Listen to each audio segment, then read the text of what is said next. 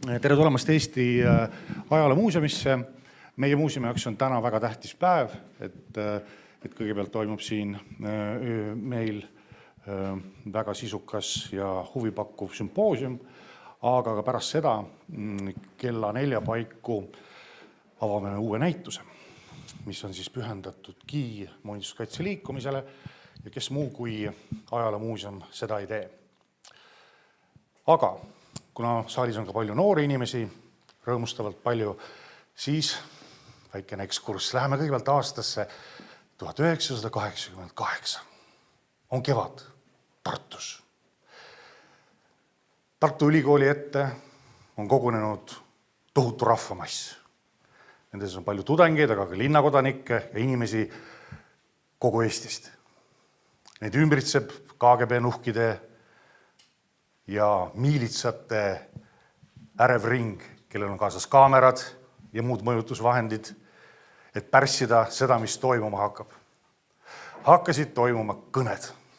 Üks silma torkavamaid nendest ja üks kõrvu haaravamaid, selle pidas Trivimi Velliste, kes juba varjamatult hakkas rääkima sellele rahvamassile, et pange tähele, varsti on Eesti jälle vaba. Siis see rahvamass hakkas liikuma üles Toomemäe poole, läks mööda Vanemuisest ja ennäe, korraga rahvamassist kerkisid 3 värvi, sinine, must ja valge. Veel mitte kokku liidetuna, esialgu eraldi. Erutunud KGB nuhid ei saanud midagi teha, sellepärast, et rahvamass kaitses oma kehaga neid lipuvärve. Lõpuks jõuti nüüdse EÜS-i maja ette, tollase Tartu Ülikooli spordikompleksi osa juurde, kus siis mina bioloogiatudengina käisin parasjagu korvpalli mängimas, jõuti selle maja ette ja siis oli rahvast juba nii palju, et see lainetas vasakule ja paremale. Ja siis saiki kokku üle mitme 10 aasta avalikkuse ees meie 3 lipuvärvi ja muutus sinimustvalge oli jälle toodud välja. Ja kogu selle lihtsa ja tavalise ürituse nimi oli Tartu muinsuskaitsepäevad. Nii et muinsuskaitse on olnud midagi enamat kui akadeemiline tegevus. See on olnud miski, mis on tegelikult mingitel hetkedel liitnud kogu Eesti rahvast, mis on olnud vahepeal vastupanu liikumise väga oluline osa. Aga on selge, et suurim väärtus, see, mida me kaitsma peame, on meie riik loomulikult ja meie vabadus ja Eesti Vabariik. Aga ka igapäevane töö, mida paljud teist siin saalis viibijad teevad. Ja ikka selle mõttega, et meil oleks ka 50 aasta pärast mida kaitsta. Ja et me ka 100 aasta pärast ei oleks ära unustanud, kust me tuleme, kes me oleme, siis võib-olla teame ka, kuhu me läheme. Igal juhul väga tore teid näha ja nüüd annan ma siis selle väljaku siit üle meie tänase päeva ühele peategelasele, kes on ka siis selle näituse peakuraator, mida te näete, ja ka mõtles välja ka tänase vestlusringi enda sisuteemade ja külalistega. Ja palume siia Ulla Kadakas. Hou!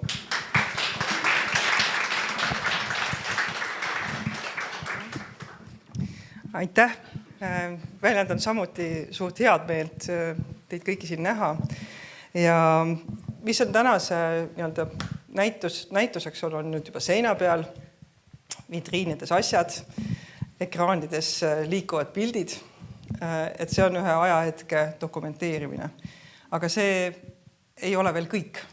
Et hea oleks dokumenteerida ka meie tänased mõtted, meie praegused mõtted, kuidas me ette kujutame meie tuleviku ruumi. Et kõik siin viibijad on seda korduvalt kuulnud, et pärand on ajas muutuv, sest iga põlvkond siis tõlgendab pärandit uuesti ja uuesti. Aga meie eelis on see, et me juba, kui me oma salvestatud selliseid mälutugesid kasutame, me ei pea alustama alati nullist. Et me tegelikult saame oma 100 aasta pikkust kogemust võtta arvesse, et kujundada oma tulevikku. Ja tänase vestlusringi, mis on selle näituse avamise eel, mõtlesingi pühendada sellele ühest küljest tuleviku visioneerimisele, aga sellega me dokumenteerime oma tänaseid mõtteid, et kuidas me kujutame enda ümbritsevat maastikku, sest meie tulevased põlved saavad tõlgendada ainult seda pärandit, mida meie neile jätame. Ja meie sellised subjektiivsed otsused on see, missuguse võimaluse me tulevikule loome. Ja mul on hea meel kutsuda siia arutlema rida inimesi, kes oma tööga parajasti on need, kes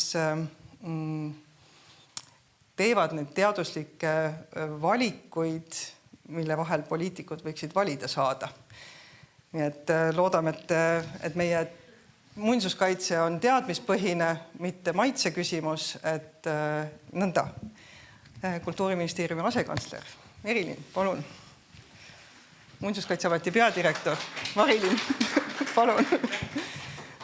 Siis Kunstiakadeemiast Anneli Randla, kes hoolitseb meie järelkasvu üle, kes kultuuripärandi konserveerimist ja muinsuskaitset korraldama hakkavad. Rahvusvahelise erialaorganisatsiooni asepresident Riin Alatalu, kes on ka üksiti selle näituse kaaskuraator. Kliimaministeeriumist Kaja Pae, kes on üksiti ka muinsuskaitse nõukogu liige praegu, Riin ka.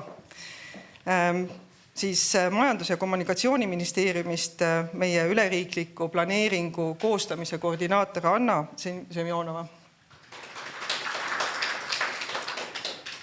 Maa- ja Ruumiametist Ivika Maaveere. Ja neile lisaks siis meie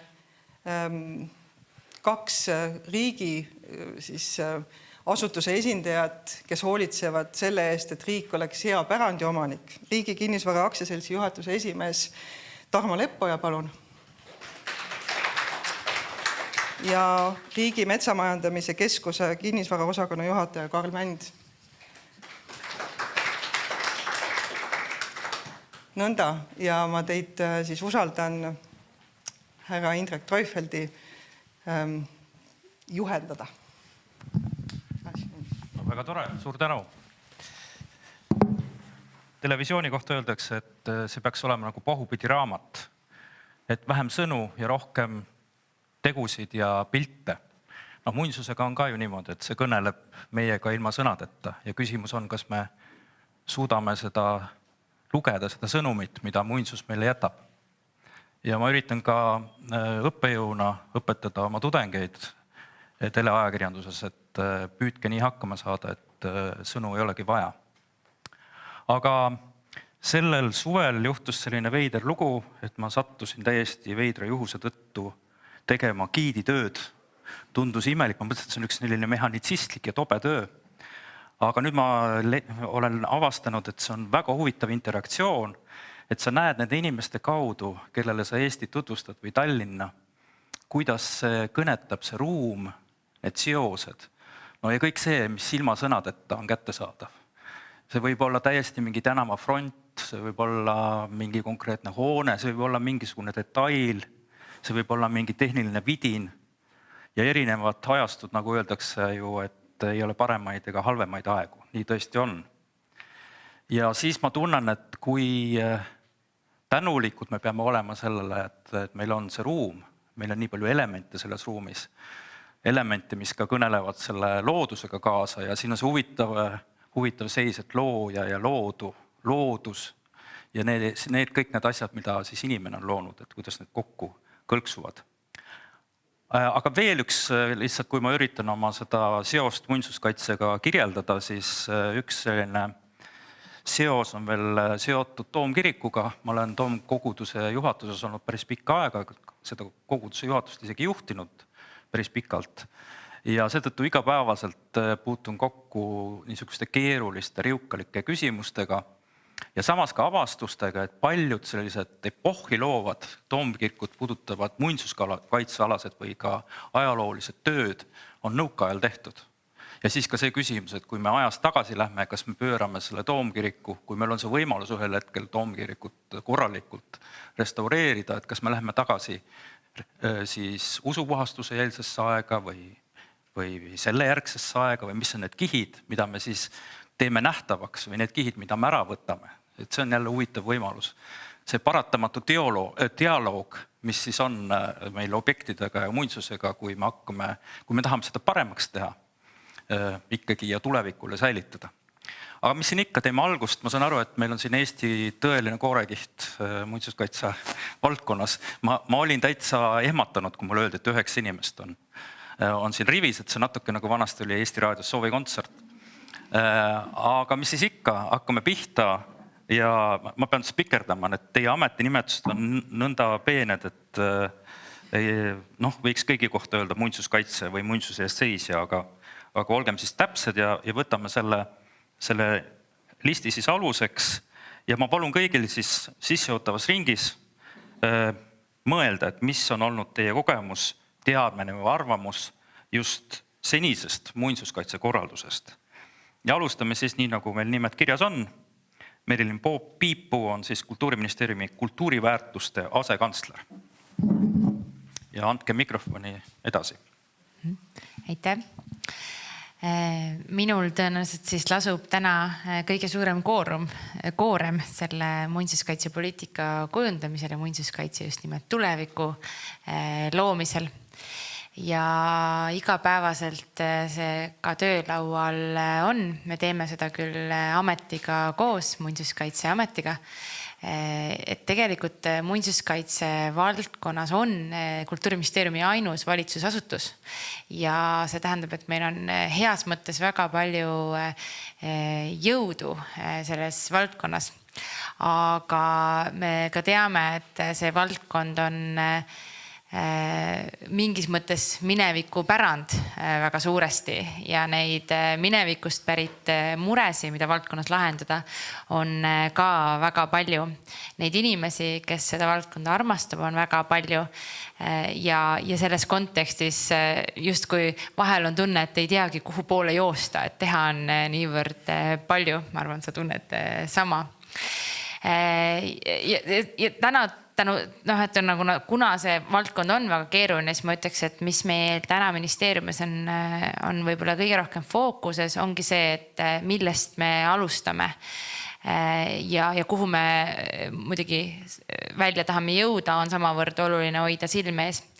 Ja ma arvan, et tegelikult see, kuhu me tahame välja jõuda, on väga hästi täna öeldud hoopis ühes üle-euroopalises dokumendis Faro konventsioonis, ma arvan, siin saalis istujatele väga tuttav, et tuleviku muinsuskaitse lähtub sellest, mis on inimesele oluline, mida tema ise peab endale oluliseks, mida kogukonnad peavad oluliseks, ehk siis just nimelt selline altpoolt ülespoole väärtustamine. Ja selle poole me siis proovimegi, ma arvan, igapäevaselt sammuda, et tegelikult see ei ole riik, et me riik, et ma arvan, et see isegi võib-olla see sõna muinsuskaitse tuleviku vaatamise kontekstis ongi eksitav, et me ei kaitse enam ju kellegi eest vähemalt hetkel seda muinsust on ju ja ei ole nii, et riik kaitseb ja inimene lõhub või omanik on halb ja riik on see, kes on hea. Me peame muutma seda mõtteviisi, et see on meie ühine pärand, mida me igaüks hoiame ja mis on meie vastutus hoida. Ja mulle hästi meeldib, et me kultuurivaldkonnas aina enam räägime eraraha kaasamisest, siis me oleme Kultuuriministeeriumist teinud nagu läbi nalja öelnud, et muinsuskaitse valdkonnas on kõige suurem eraraha kaasamise protsent, et muinsuskaitse valdkonnas ongi eraomanikud, kes seda pärandit hoiavad. Aga kuna meid on 9, siis ma võib-olla siinkohal pean andma vist mikrofoni edasi kolleegidele, kes saavad neid mõtteid jätkata. Jah, palun, Marilyn Mihkelson on Muinsuskaitseameti peadirektor. Jaa, tere päevast. No, Merilin ütles väga palju, väga olulisi märksõnu juba ära. Kultuuripärand on midagi sellist, mis mitte kunagi ei taastu. Ma arvan, et kõik siin saalis viibijad ja siin paneelis istujad on seda tunnetanud omal nahal viisil või teisel. Ja Merilin ütles ära ka selle olulise märksõna omanikud. See on meie kõigi hool, see kultuuripärand. See ei ole midagi sellist, mida keegi kuskil tuleb meile appi hoidma. Kui me ise seda ei hoia, siis ei hoia seda mitte keegi. Ja viimaste päevade valguses, olgu see kogu see rahastamise teema, riigil raha ei ole. Me tunneme seda iga päev omal nahal, kui meil on taotlusvoorud Muinsuskaitseametis käimas. Teiselt poolt ootused, et Eesti riik ja rahvas säiliks, kogu see Ukraina sõja taust siia juurde. Mul on nagu häiriv olnud inimesena lugeda võib-olla neid otsuseid, mida täna on riigi tasandil tehtud ja kultuuri rahastamist valdkonnas nagu kärbitakse ja kärbitakse veelgi. Hästi keeruline on tõenäoliselt selles ajahetkes leida endas üles seda tahtmist ja soovi jätkata. Aga ma loodan, et me kõik leiame selle endas ülesse. Me ei jää lootma, et keegi teine kuskilt tuleb ja hoiab meie kultuuripärandit meie eest ja me suudame igapäevaselt panustada, olgu see omanikena või omanike abilistena. Meil on väga vahvaid organisatsioone, inimeste ühendusi, kes on kokku tulnud, et aidata pärandit hoida. Võib-olla sellist pärandit, millest omanik natukene mööda vaatab, aga ka sellist, millel on omanik olemas. Ehk et need vabatahtlikud käed on ka siin väga-väga olulised. Ühesõnaga, ärge väsige, keegi ei tule meie eest seda tegema. Kui abi on vaja, siis meie maja on alati olemas ja nõu ja jõuga abiks nii nagu me suudame. Annan edasi. Jah, Anneli Randla on Eesti Kunstiakadeemia muinsuskaitse ja konserveerimise osakonna juhataja ja õppejõud. Ja, aitäh. Mõtlesin natuke siit edasi, millest Jaanus Ruhumaa alustas, ehk nendest Tartu muinsuskaitsepäevadest ja ilmselt siin ruumis on õige mitu inimest, kes sellel sündmusel ka osalesid. Aga ka seda, et õnneks on siin ka üksjagu neid, kes kas ei olnud veel sündinud või olid väga väiksed, ehk et see ei ole ainult tagasivaatav ja tõepoolest, et see oli üks lähimineviku siis võibalda muinsuskaitse selliseid kõrghetki, et kus kõigile tundus, et see on miski, mille eest peab seisma ja mis kõigile korda läks, et see on käinud lainetena ja mitte alati ei ole see nii olnud paraku. Ja võib-olla ka mõned nendest diskussioonidest, mis meil täna laual on, oleksid olnud 80. lõpus täiesti mõeldamatud, aga et see on see reaalsus, kus me täna elame. Ja Faro konventsiooni siin juba korra sai mainitud ja seda, kuidas see on see tänane kogukond, kes peab seda pärandit väärtustama ja see on see, mis tõesti jõuab järgmiste põlvkondadeni. Aga mu meelest on hästi oluline see, et muinsuskaitse ja või nimetada pärandihoiuks, see on, ma arvan, et see ei olegi siin kontekstis väga oluline, aga et selle roll on olla ettevaatlik ja seda siis kahes tähenduses, et kokku kirjutatult ja võib-olla lahku kirjutatult, ehk siis, et mitte tõepoolest arvestada sellega, et see on taastumatu ressurss, et see pärand, mis hävib, seda me tagasi ei saa, aga teistpidi ka, et püüda natuke näha ettepoole ja mitte ainult seda, mida siis tänane inimene kogukond näeb ja väärtustab, vaid püüda see üks samm vähemalt ettepoole teha ja mõelda tõesti, et see, mida meie täna ei säilita, et seda ei saa ka järgmised põlvkonnad, neil lihtsalt seda enam ei ole, mida säilitada. Võib-olla alustuseks nii palju. Riin Alatalu on rahvusvahelise ekspertorganisatsiooni ICOMOS asepresident ja muinsuskaitse nõukogu liige. Jah. Anneli pani mind plindrisse, sest et ta rääkis ära selle jutu, mis ma tahtsin rääkida. aga ma kiidan ka Jaanus selle niisuguse, ütleme, suurelise emotsionaalse alguse eest, et ma arvan, et see niisugune tooni panemine siin praegult helistiku valimine oli väga õige. Just selle ettevaatamise pärast ja selle pärast, et see on kõigi asi, et seda tunnet sealt Tartust mäletan, et see oli kõigi asi ja muinsuskaitse muutis maailma. Et see on, ma arvan, et meie lähiajaloo just täpselt selles suhtes suurim niisugune emotsionaalne sündmus. Ja need suurelised sõnad on nüüd juba räägitud, et võib-olla ma lihtsalt lähen mõne konkreetse näite juurde, et meil on teisi teemasid veel, kus muinsuskaitse on olnud niisugune eesmineja kogu aeg nagu teistest ees. Ja ühed nendest kindlasti on meie tänased väljakutsed siis säästva arengu seisukoha pealt, kliimamuutused ja kõik nii edasi. Et need on valdkonnad,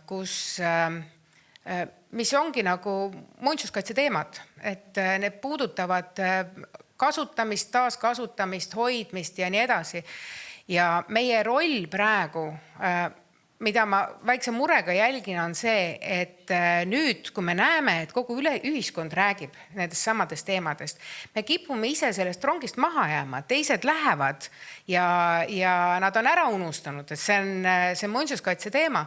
Et selles suhtes mul hirmus hea meel tõdeda, et selle vestlusringi, nagu ta kokku sai pandud, et meil on siin ka teiste valdkondade esindajad, sest muinsuskaitse me ei pea isegi rääkima nagu mitte silotornidest, vaid muinsuskaitse on kõikide valdkondade ülene teema. Et ma arvan, et see on üks ülesemaid teemast üldse, sest see puudutab meie identiteeti, meie maastikku, meie keskkonda, meie harjumusi ja traditsioone. Et me peame kogu aeg siit seda ühisosa otsima, mida pärandi tajumine, tunnetamine ja väärtustamine meile annab.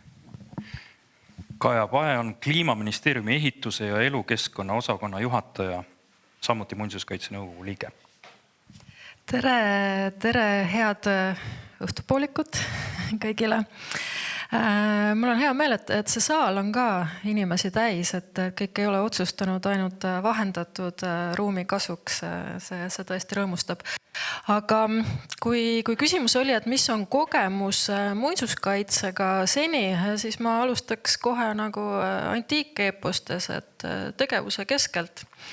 Ehk et meie Kliimaministeeriumis anname välja renoveerimistoetusi ja ütleme nii, et avaliku sektori võib-olla siuke peamine, kõige kiirem viis arengut suunata ongi hanked ja toetused, mis on tegelikult Eesti SKT-st ootamatult suur protsent. Me saame sellega väga palju ruumilist arengut suunata.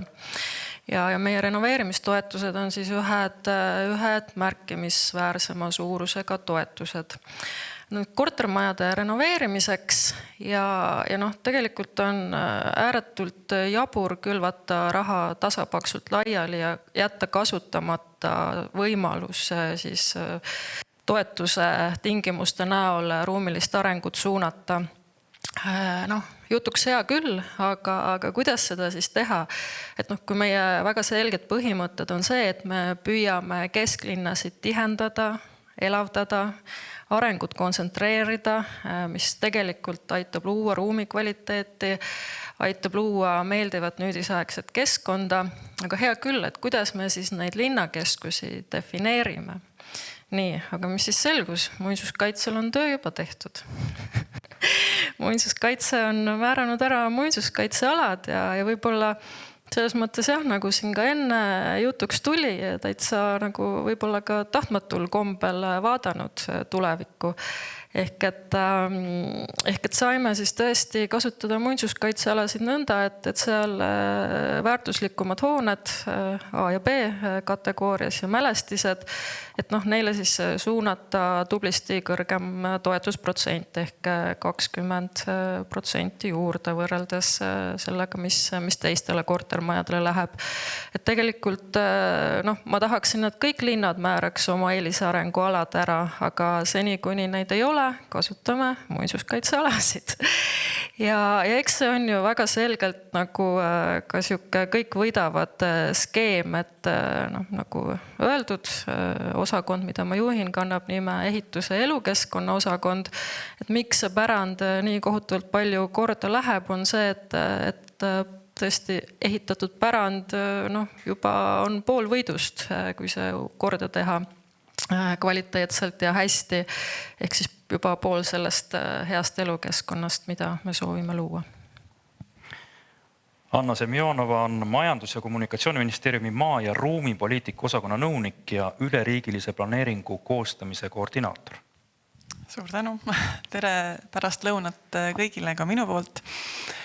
Tõesti, Majandus- ja Kommunikatsiooniministeeriumi juhtimisel on koostamisel uus üleriigiline planeering, see on siis kogu riiki kattev selline ruumistrateegia, mis annab siis põhimõtteliselt arengusuunad väga erinevatele valdkondadele, kaasa arvatud siis ka nii-öelda muinsuskaitse valdkond, pärandipoliitika. Et mina siis ennekõike siin vestlusringis esindan sellise ruumilise planeerimise maailma rollivaadet. Ja tõesti see ruumiline planeerimine on üks selline tööriist, mis siis seab sellised suunad ja põhimõtted, mille sees siis see valdkond saab opereerida, millele ta saab toetuda.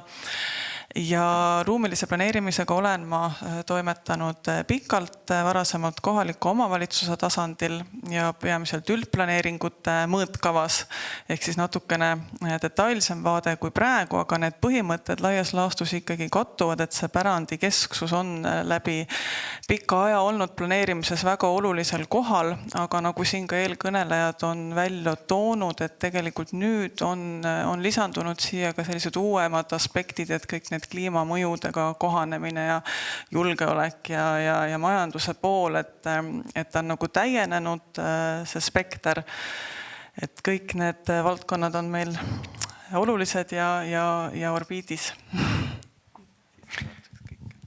Ivika Maavere on Maa- ja Ruumiameti strateegilise ruumiplaneerimise teenistuse planeeringute osakonna juhataja.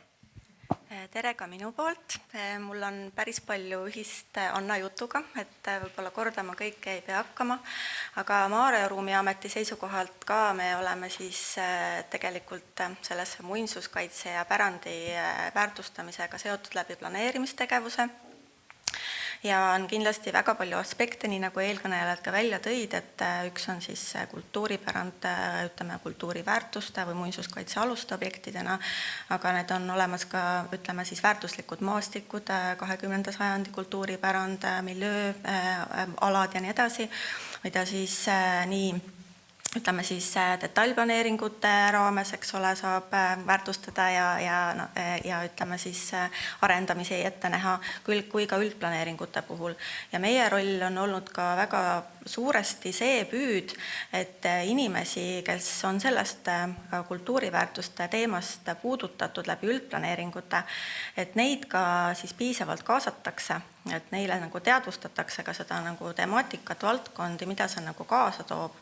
Et soovimegi ka kohalike omavalitsustega koostöös erinevaid valdkondi nagu ütleme siis kaasa aidata nende parendamisele ja oluline kindlasti see hea elukeskkond, kvaliteetse ruumi põhimõtted ja seal on ka see pärand väga olulise aspektina ju juures. Nii et kindlasti läbi selle planeerimise küll me ei saa nimetada, mina ei saa nimetada muinsuskaitse koorekihti kuuluvaks ennast küll, aga me püüame olla kaasaaitajaid, et see pärand säiliks hästi ja oma rolli hästi täita. Aitäh. Tarmo Leppoja on Riigi Kinnisvara Aktsiaseltsi juhatuse esimees. Tere ka minu poolt. Et minu kokkupuude muinsuskaitsega. Et tegelikult kinnisvara on ainult osa muinsuskaitsest, aga see minu kogemus juba 30 aasta tagusest ajast on seotud just kinnisvaraga. Riigi kinnisvara portfellis on päris palju muinsuskaitselisi objekte. Me oleme ka viimastel aastatel päris mitmeid olulisi objekte korda teinud. Eesti esindushoone tuleb esimesena pähe, Võru riigimaja, millega me praegu tegeleme. Ja neid on mitmeid veel, Valgas, Võrus ka. mis mul endal nagu hästi palju rõõmu teeb, et just selle 25-30 aasta taguse ajaga muinsuskaitse minust on tohutu sammu edasi teinud. Seda nii tegelikult tellija teadlikkuse poole pealt, kui ka muinsuskaitsjate poole pealt oskusega mõelda kaasa heade lahenduste leidmisele. Et praegune koostöö kogemused muinsuskaitsega on selles suhtes igati positiivsed. Pigem käib koos mõtlemine, heade lahenduste välja töötamine, mitte võib-olla selline erinevatel pooltel olemine, võib-olla nagu ta oli 25-30 aastat tagasi. Karl Mänd on Riigimetsa Majandamise Keskuse kinnisvara osakonna juhataja. Ja tervist kõigile. Kui headel kuulajatel, vaatajatel tekib küsimus, kuidas üks metsamees sattus siia seltskonda, siis tegelikult on see seos väga lihtne ja väga tugev. RMK on metsamajandaja ja eks see mets ole omamoodi ise ka ju tegelikult üks pärandiobjekt. Meil poleks midagi täna majandada, kui meie esivanemad ei oleks seda metsa kunagi kasvama pannud ja sellest hoolt kandnud. RMK missioon on olla Eesti metsa ja elurikkuse hoidja ja kasvataja üle põlvkondade. Ja just see põlvkondadele viide seal juures annabki sellele meie tegevusele pika vaate, millele ka viitas tegelikult Jaanus Rohumaa enne, et iga tegevus või iga mõte, mida me mõtleme, iga tegevus, mida me teeme, peab olema kantud ideest, et elu maal jätkub ka peale meid, sealhulgas ka Eestimaal. RMK on Eesti suurim kinnisvara omanik. Meie haldusel on 1/3 Eesti maismaast. Tõsi küll, valdavalt on see metsamaa, aga meie portfellis on ka väga palju hooneid, väga palju ka muinsuskaitsel olevaid hooneid. Kuid seal metsades on lisaks puudele ja seentele ja marjadele ja ulukitele veel väga palju põnevat, muuhulgas ka väga palju pärandkultuuri objekte ja väga palju lugusid nendest objektidest, mis seal kunagi on olnud, mida võib-olla täna looduses enam näha ei ole. Me oleme kaardistanud ära circa 8100 pärandkultuuri objekti, mis on meie maade peal. Need võtavad endal umbes 611 hektarit maad. Kui see number paneb kellelgi pea plahvatama või siis vastupidi ei hooma, et millega on tegemist, siis 600 hektari peale on võimalik üksteise kõrvale laotada umbes 8 Tallinna vanalinna. Et see on see pind. Ja tänu meie suurepärasele külastustaristule on tegelikult väga paljud need pärandiobjektid tehtud läbi selle külastustaristu, selle platvormi ligipääsetavaks, nähtavaks ja kättesaadavaks väga paljudele inimestele. Aitüma, esimene avaring tehtud, peagi annan sõna ka saali, aga ma vaatan niisugune huvitav nagu pooldumine on siin, et meil on siin hoidjad on seal ühel pool, minust kaugemal ja siis on meil planeerijad. Te olete rohkem nagu oleviku inimesed ja teie mineviku, see ei kõige paremas mõttes. Ja ma küsin nüüd teid hoidjatelt sealt mu kaugemast poolest, et kuidas teile tundub see planeerimise jutt, et on neid viiteid, et me teeme hea plaani. Kas on nii, et teeme hea plaani ja siis saame ka muinsuskaitsega kõik korda või kuidas? Kui see tundub niimoodi kaugelt vaadates, et me oleme siin need hoidjad ja mineviku inimesed justkui, siis otsapidi see on ju tegelikult õige. Me olemegi ju selleks siin, et olla pehmelt öelda siis väljas selle vana ja kaduva väärtuse eest. Küll aga võin ma julgelt öelda seda, et meil ei ole planeerijatega mingit muret ega jama. Meil on planeerijatega kõik hästi selles plaanis, et meie majas inimesed mõtlevad päriselt tänapäevases võtmes kaasa sellele, kuidas tänapäeva vajadustele ja tänapäeva inimesele mõistlikul moel seda vana pärandit kasutuses hoida või kasutusele võtta. Et kui see on kellelegi üllatus, siis ma võin kinnitada, et see on päriselt võimalik. Seda tehakse igapäevaselt. Mõne objekti juures on see keerulisem, mõne objekti juures lihtsam. Ja nii palju, kui ma olen Eestimaa peal ringi käinud, erinevate pärandiobjekti omanikega ja neid hoidvate inimestega rääkinud, siis sealt vaatab vastu tegelikult väga avatud ja uuendusmeelne pilk. Kõik tahavad, et nende ehitis või mõni muu mälestis säiliks ja nad on valmis selle nimel ka pingutama ja tegema koostööd muuhulgas ka planeerijate ja kõigi teistega, kes aitavad mõelda raamist välja, kes aitavad mõelda ja anda sellele vanale pärandile tänase sisu näiteks. Ma lihtsalt lisaks sellele, et muinsuskaitse niisugused suured eesmärgid ongi pikk vaade ja suur lai pilt. See sama asi on ju planeerijate teema täpselt samamoodi, et ammu on möödas need ajad, kus me mõtleme seda, et meil on nagu tühi plats sees ja sealt hakkame planeerima. Et me oleme mingisuguses keskkonnas, mille väärtused ja aspektid me peame üle vaatama ennem, kui me hakkame sinna midagi täiendavat juurde tegema. Et ikkagi nagu lähtuda sellest olemasolevast keskkonnast ja see on nagu elementaarne, et see isegi ei ole nagu koostöö küsimus, vaid minu arust see on nagu elementaarne asjade käik, et just eriti planeerijad vaatavad seda, mis on enne olemas juba ja sealt edasi vaatame seda, mille arvelt me siis teeme midagi uut. Aga mida ikkagi teha? Mida ikkagi teha, kui oleks vaja midagi olulist selle ruumilise planeerimise mõttes, aga muinsuskaitseline aspekt on ees, et hakkab takistama või piirama või me peame valima tuleviku ja mineviku vahel? Ma olin täna hommikul, koolitasin omavalitsuste töötajaid, et oli suur ruumiloome koolitus ja seal oli niisugune klassikaline küsimus, mis praegult siit ka läbi kõlas, et teeks küll, aga ei saa, sest et on piirangud ja ma küsisin, et millised piirangud, mille peale omavalitsuse esindaja ei osanud vastata, sest et ta tegelikult ei teadnud, mis takistaks nagu ühe väärtusliku ajaloolise hoone kasutusele võtmist muinsuskaitse seisukoha pealt. Tavaliselt neid piiranguid, see on mõtlemise protsess, kaasamise protsess ja mõtlemise protsess ja kui on olukorrad, kus me peame tegema valikuid, siis tuleb kaaluda selleks, et saavutada mingit uut kvaliteeti, millest me ilma jääme, et kuidas need kaalukausid seal lähevad. Aga see ongi planeerimise ja kaalutlemise teema. Et minu kogemus näitab seda, et eelhoiak, et muinsuskaitse seab aina piiranguid ja piiranguid on selge ülemõtlemine. Et alati on, kui teemad korralikult läbi mõelda, siis leiab niisuguse mõistliku lahenduse, kus ka pärand on kaitstud ja uued väärtused ikkagi saavutatud. Jaa, väga huvitav teema kohe niimoodi alguses kärinaga käima.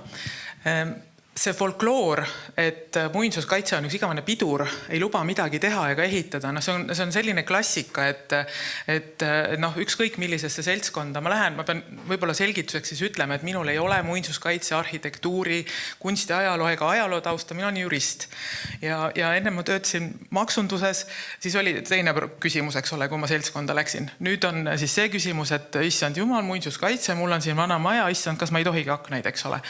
No tohid küll. Ja minu meelest on nagu pigem see, et eks me teeme selle nimel ka tööd, et see folkloor lõpuks muutuma hakkaks. Aga tegelikult võiks seda vaadata ka niipidi. Kui sul on mälestis, mille omanik sa oled, siis muinsuskaitse annab sulle tasuta inseneri, tasuta maakonnanõuniku ja lõputul viisil tasuta nõu ja lõpuks veel sa saad toetust ka, kui sa tuled küsima seda meie käest, eks ole. Et siin on nagu piiramatu hulk võimalusi saada sellist teavet, millele võib-olla tavalisel inimesel, tavalisel majaomanikul puudub võimalus või seda saab väga-väga kalli raha eest. Nii et minu meelest võiks seda vaadata hoopis niipidi, et see on võimalus, mitte piirang. Nii, kuidas teil? Jaa. Siit teises servas ka oleviku või tuleviku inimeste poole pealt vaadates. Et ma arvan, et see müüt selles, kuidas muinsuskaitse on tohutu pidur ja mitte midagi teha ei luba, ongi müüt.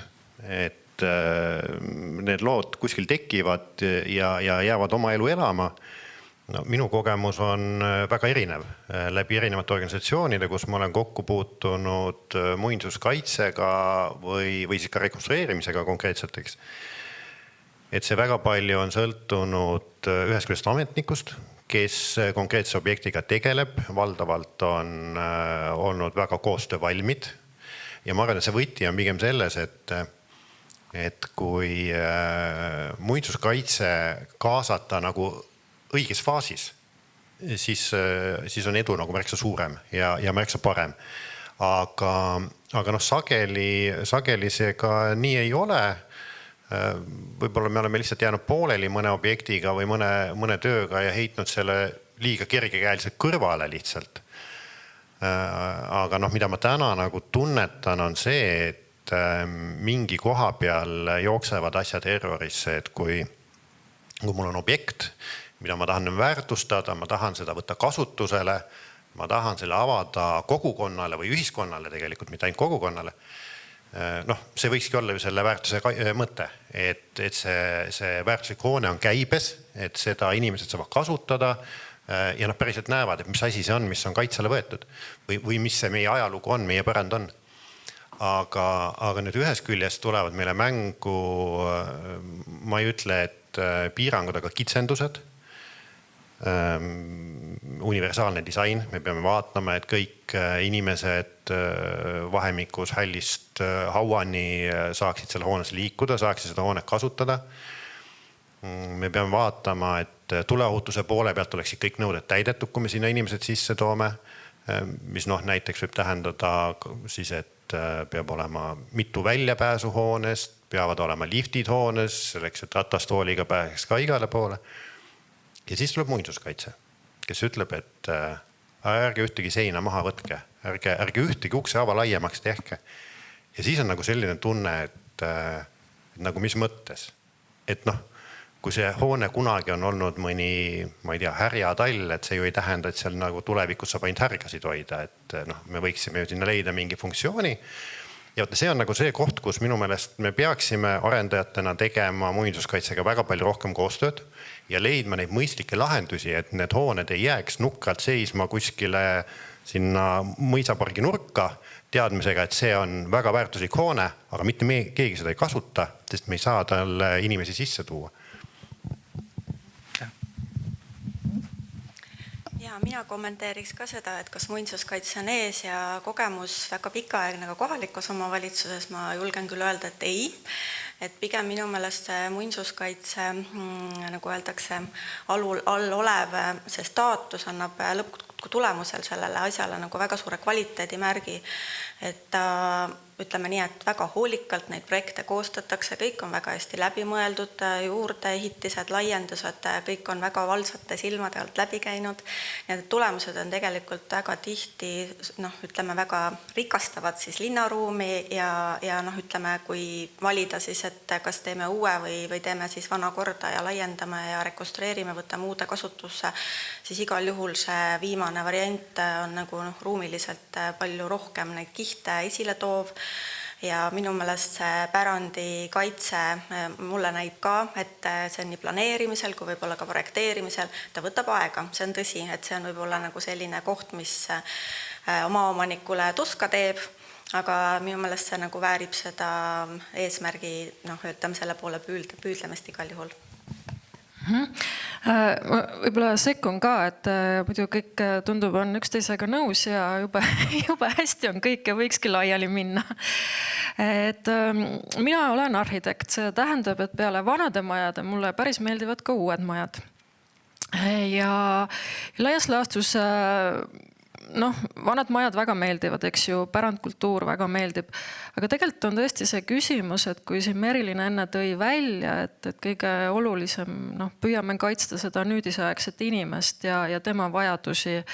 Ma olen kuidagi sealt peaks hakkama see muinsuskaitse loogika jooksma ja ma arvan, et seda võib-olla tõlgendada omavalitsustel või inimestel ongi nagu keeruline natuke, nad ei saa aru, mida see tähendab päriselt. Sest ma ütlen, et see ei olnud väga ammu, kui me muinsuskaitse nõukogus vaidlesime Tallinna vanalinna kaitsekorra üle.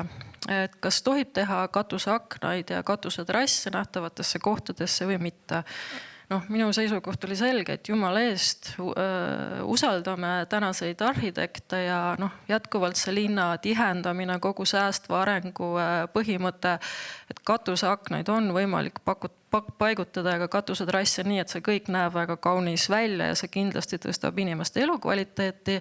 Lisaks võimaldab siis ka ikkagi nendesse majadesse veel täiendavalt investeerida, kui sinna on võimalik luua uusi kortereid, maha müüa ja nii edasi, et see on kuidagi ka majanduslikult make sense, eks ju.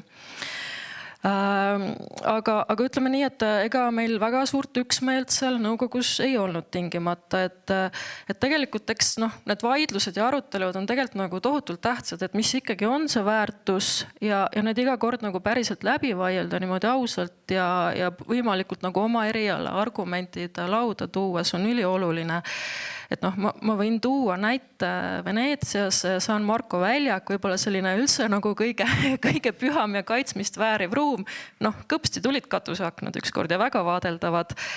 Et võib-olla meil natuke on nagu ka sellist asjatut aukartust, et mamma mia, ma ei saa aru, mida ma seal kaitsen. Ma arvan, et lähtuda sellest, et me kaitseme nagu nüüdisaegse inimese niisugust võimestamist kõige laiemas mõttes, on tegelikult nagu päris hea algus.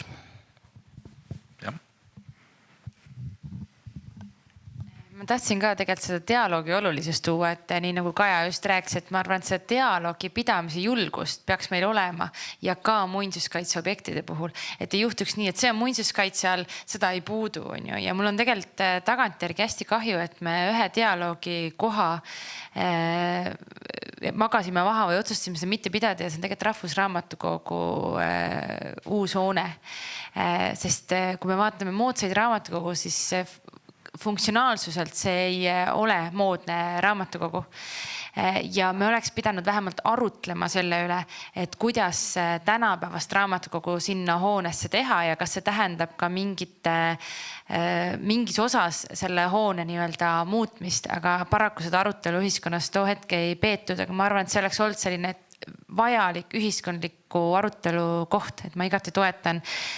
Me võimegi jõuda järeldusele, et ei, see on nii oluline, et me ei muuda seda, aga me peaksime nagu julgema arutleda ka muinsuskaitseobjektide kontekstis selliste asjade üle. Ja ma tahtsin lihtsalt korra veel esile tuua, et eks ma arvan, siin ruumis me ei peagi üksteist veenma ja ma olen Kajaga nõus, et kõik tunduvad nii ühtsed, on ju. Et meil on Kultuuriministeeriumis on 2 lauset.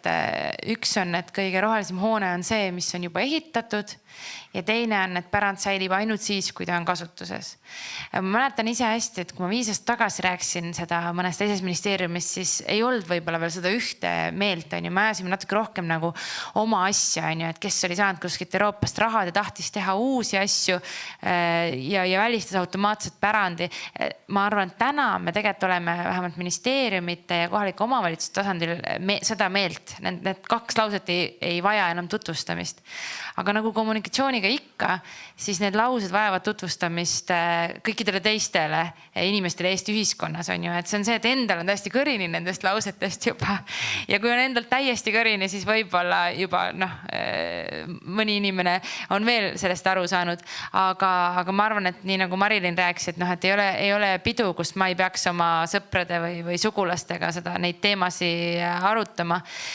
Ja selgelt on meil siin mitu ühiskondlikku probleemi ju ikkagist korraga, et me räägime vähenemisest, rahvastiku vähenemisest, me räägime linnastumisest, on ju, vaatame Valga linna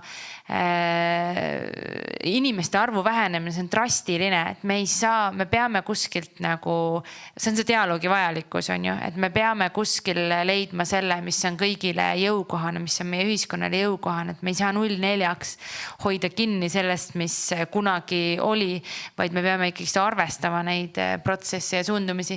Ja võib-olla lõpetuseks, et ma arvan, mis meil täna on puudu, on selline natukene nagu nutikus, et kui ma vaatan KOV-e ja olen ise nende juures käinud rääkimas, siis võib-olla nad on isegi täna teavad, et need muinsuskaitse lubaks, aga mis ma selle hoonega pihta hakkan, mis ma siia teen? Mul on nii vähe inimesi, mida ma üldse siia võiks teha, on ju. Me kunagi pakkusin välja Narva linna kirikusse teha raamatukogu ja too hetke ei oldud veel selleks valmis. Ma väga loodan, et mõnda vanasse kirikusse peagi tuleb raamatukogu või kolhoosi lauta näiteks. Et selliseid asju on meil vaja. Kas siin pool on ka sõna soovi? Nii. suuresti tuleb nõus olla sellega, mis eel on. Mulle nagu see tunnetus on, et väga sageli selle muinsuskaitse takistuse sildi alla pannakse tegelikult majanduslikud põhjendused. Et noh, et me räägime sellest, et investeering on suurem, ma ei saa seda hoonet maksimaalselt kasutusele võtta, minu ülalpidamiskulud tulevikus on suured, need on need asjad, mis kaasnevad ja tegelikult need on majanduslikud argumendid, mitte nagu muinsuskaitse, et inimestel oleks põhimõtteline vastuseis või tunne, et muinsuskaitse takistab midagi teha. Ja kui ma oma avasõnades ütlesin ka, et see koostöö on muinsuskaitsega minu kogemus hea, siis just seda tegelikult ma silmas pidasin. Et see meie kogemus on see, et muinsuskaitse mõistab seda, et muinsuse säilitamise seisukohalt on oluline, et nende soorates oleks elu. Kui muinsuskaitse on liiga jäik, siis seda elu sinna ei teki ja nad mõtlevad kaasa. Ja nad saavad aru, et kui tõesti on, ma ei tea, mingid piirangud ligipääsetavuse või päästevõimekuse osas, et siis nad pakuvad omalt poolt lahendusi. Ja on valmis loobuma ka mingit asjadest, mis nagu muinsuse säilitamise seisukohalt ei ole võib-olla nii väärtuslik selle nimel, et midagi olulisemat, midagi väärtuslikumat säiliks. Nii, sinna serva ja siis siia keskele. Kuna mikrofon on hetkel minu käes, siis ma kasutan seda juhust, et natuke võtta seda jällegi pikemat vaadet siia juurde ka. Et kui me võtame ainult selle tänased päästenõuded, tänased ligipääsetavuse nõuded ja võtamegi ainult selle tänase päeva järgi, siis võib-olla tasuks natuke jällegi mõelda see samm tagasi ja vaadata, kuidas nad ajalooliselt kujunenud on. Et tegelikult see nutikus on see, mis sageli puudu jääb, et kui jäädakse nagu väga jäigalt ühte või teistpidi kinni. Aga ka seda, et kui meil täna ei ole neid lahendusi, mis suudaksid nagu mõlemat poolt rahuldada. Et see ei tähenda, et siis peaks nui neljaks tõesti asjad ära tegema, et vahel on abi sellest, kui oodata. Loomulikult kõik asjad, eriti majad, seisavad paremini, kui neil on kasutus, aga see kasutus võib olla ka vahekasutus, see võib olla ka väga vähene kasutus, kuni selle ajani, kui me oleme jõudnud selliste lahendusteni, kus siis muinsus säiliks ja see kasutatavus ka paraneks. Et see kõik ei oleks nüüd nii abstraktne jutt, siis kui te mõtlete selle peale, millised olid nõuded, võtame selle sama tulekaitse poole pealt, et kas meil on vaja kõiki raudbetoonist vahelagesid või me saame ka puidust vahelagedega hakkama ja neid on võimalik tulekindlaks teha. Et see on, vahest on ka vaja seda, et kui see oleks nui neljaks tõesti, et kas üks või teine, et siis võib-olla oodata natuke, kuni siis jõutakse mõningate nutikamate lahendusteni, aga nendeni ei jõuta muidu, kui ikkagi seda dialoogi pidades ja omavahel läbi rääkides, kuulates ära, aga siis püüdes tõesti jõuda selliste kompromissideni, kus keegi siis kumbki poole jääks väga suures osas kaotajaks. Nii. Sinna serva siis eel. Juba niimoodi. Hästi tihedaks on läinud see asi ja jube toredasti on käima läinud, et see on hästi äge. Aga ma tahtsin võib-olla, siin on nii mitu märksõna, mida tahaks kommenteerida, aga koostööst hakkame pihta. Jube oluline. See kaasamine nii omanike, kõigi partnerite kui ka siis koostööpartnerite kaasamine nendesse küsimustes on ülioluline. Ja mida ma tahtsin veel rääkida on see, et Eesti on nagu selles mõttes superrikas riik.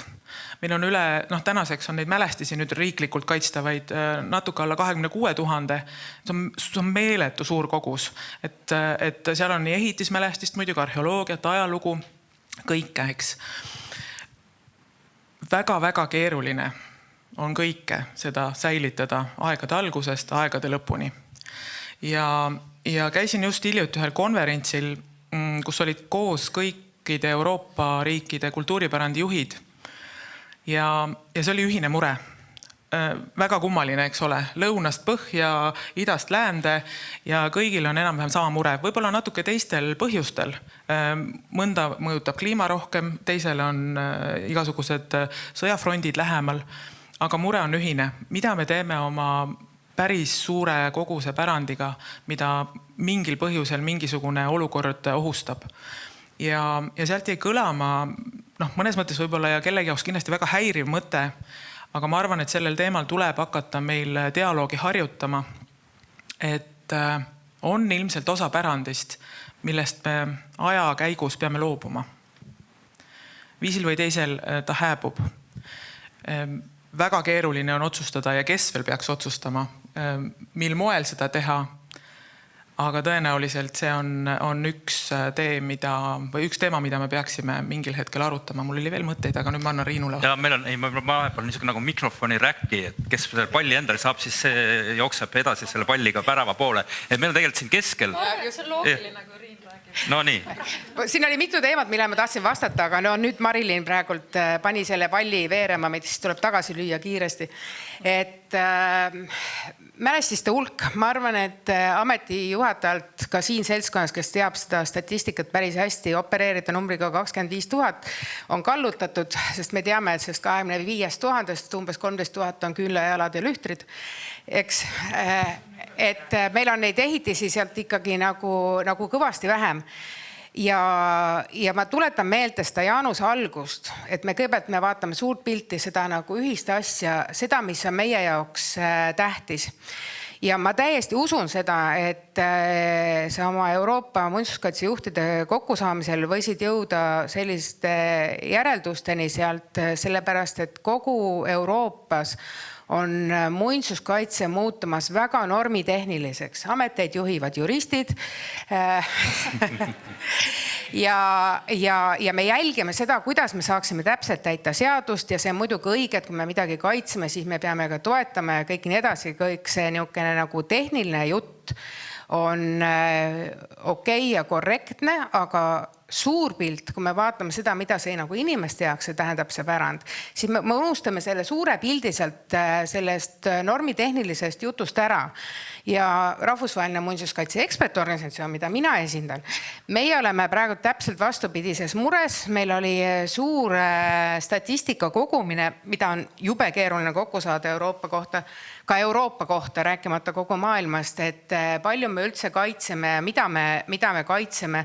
Me teeme seda praegult vastukaaluks nende samade Euroopa kultuurijuhtide survele, keda ilmselgelt suurestavad nende valitsused, et igal pool üritatakse mälestiste nimekirju vähendada.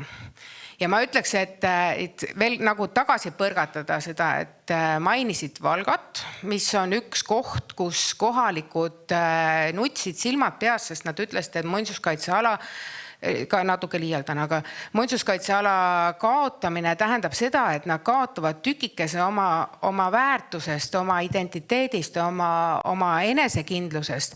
Ja kui sa mainisid Valga linna elanikke, siis oleks huvitav näha, praegu ei saa seda võrrelda, eks ju, muinsuskaitseala kaotati ära juunikuus, aga kas ja kui palju väheneb Valga elanike arv pärast muinsuskaitseala kaotamist, et kas see annab omakorda veel tõuke sellele, et inimesed kolivad sealt ära, sest et see ei ole väärtustatud keskkond. Ma muud teemad jätan edaspidi. No, ja ma olen sellega muidugi nõus, et see pärand on ikkagi üks põhilisi identiteedihoidjaid, aga ma arvan, et see on, ma ei tahtnud mitte seda teemat kommenteerida, et pigem nagu sinna arhitektina intrigeerida. Et jah, et need siuksed väikesed korrastamised, ligipääsetavus, see kõik on nagu tore. Ja tegelikult ma olen ka nõus, et tuletõrjenormidega on siin kurja tehtud, vaatame, et me siin kohati mingite muude tõhususe normidega kurja ei tee, et seal vahest võib-olla jookseme liiga ruttu peale ilma nagu päriselt läbi mõtlemata, aga see on ka muidugi Eesti väikese inimressursi probleem, lihtsalt paraku, et kõikjale ei jagu neid teraseid mõtlejaid tingimata. Aga kui minna nagu sellisest väikesest kohandamisest edasi, siis arhitektina ikkagi tahaks mõelda ka nagu selliste ägedate lennukate projektide peale, et Vaalemaja näiteks omal ajal tekitas ikkagi tohutult furoori, et kas ehitada see pinal sinna peale või mitte ehitada. ja noh, seda vaidlust peeti nagu tükk aega, aga minu arvates noh, just niisugune vana pärandi nagu kasutamine selleks, et veel see nüüdisaegne kuidagi väärtus sinna peale kirjutada ja tõesti see pärand nagu nüüdisaega ja tõsta ja noh, mulle tundub, et pärand võidab selle läbi. See on muidugi vaieldav ja subjektiivne, aga olin Lätis arhitektuuri aastapreemiate žüriis ja siis nende kultuuriminister ütles, et meie hooned on meie nafta.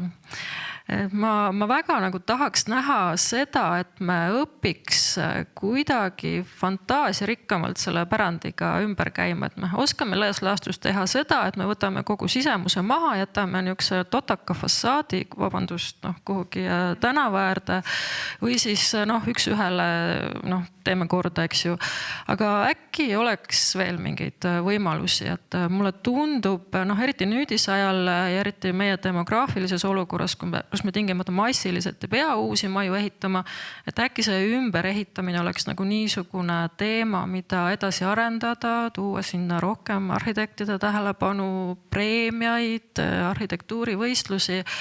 Et see oleks kuidagi midagi niisugust, kus tõesti selline ruum, mis sätib ennast kuhugi juba olemasolevate kultuurikihtide kõrvale kuidagi hästi seda läbi mõtestades, minu arvates nagu inimesel alati tohutult kõnetav ja põnev.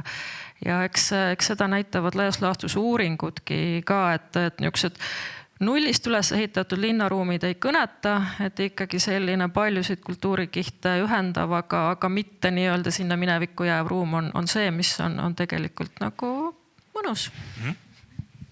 Siin on nüüd tõesti nii palju mõtteid, kus siin üleriigilise planeeringuga peale võiks hüpata pardale, aga võib-olla siis praegu tõesti Kaja jätkuks, et selle uue vana kombineerimine, et neid häid näiteid tegelikult järjest rohkem tuleb ka Tallinnas, et see Rotermanni Põhjala, neid leiab veel, et see on ka üks viis tõesti, kuidas seda pärandit hoida, et ei pea tingimata ainult selles olemasolevas kehandis, vaid tõesti ka täiendades uusarhitektuuriga ja juba ta väärtustab seda keskkonda ja tõesti toob ka selliseid majanduslikke hüvesid. Aga mida ma tahtsin ikkagi siin üleriigilise planeeringu esindajana välja tuua, et me oleme tõesti üleriigiliselt neid suuri trende nüüd uurinud, nii rahvastikutrende kui ka kuidas meie asustuse areng on nüüd viimastel aastakümnetel kujunenud ja tegelikult need valusad kohad, et kas me tõesti suudame kõike jätta.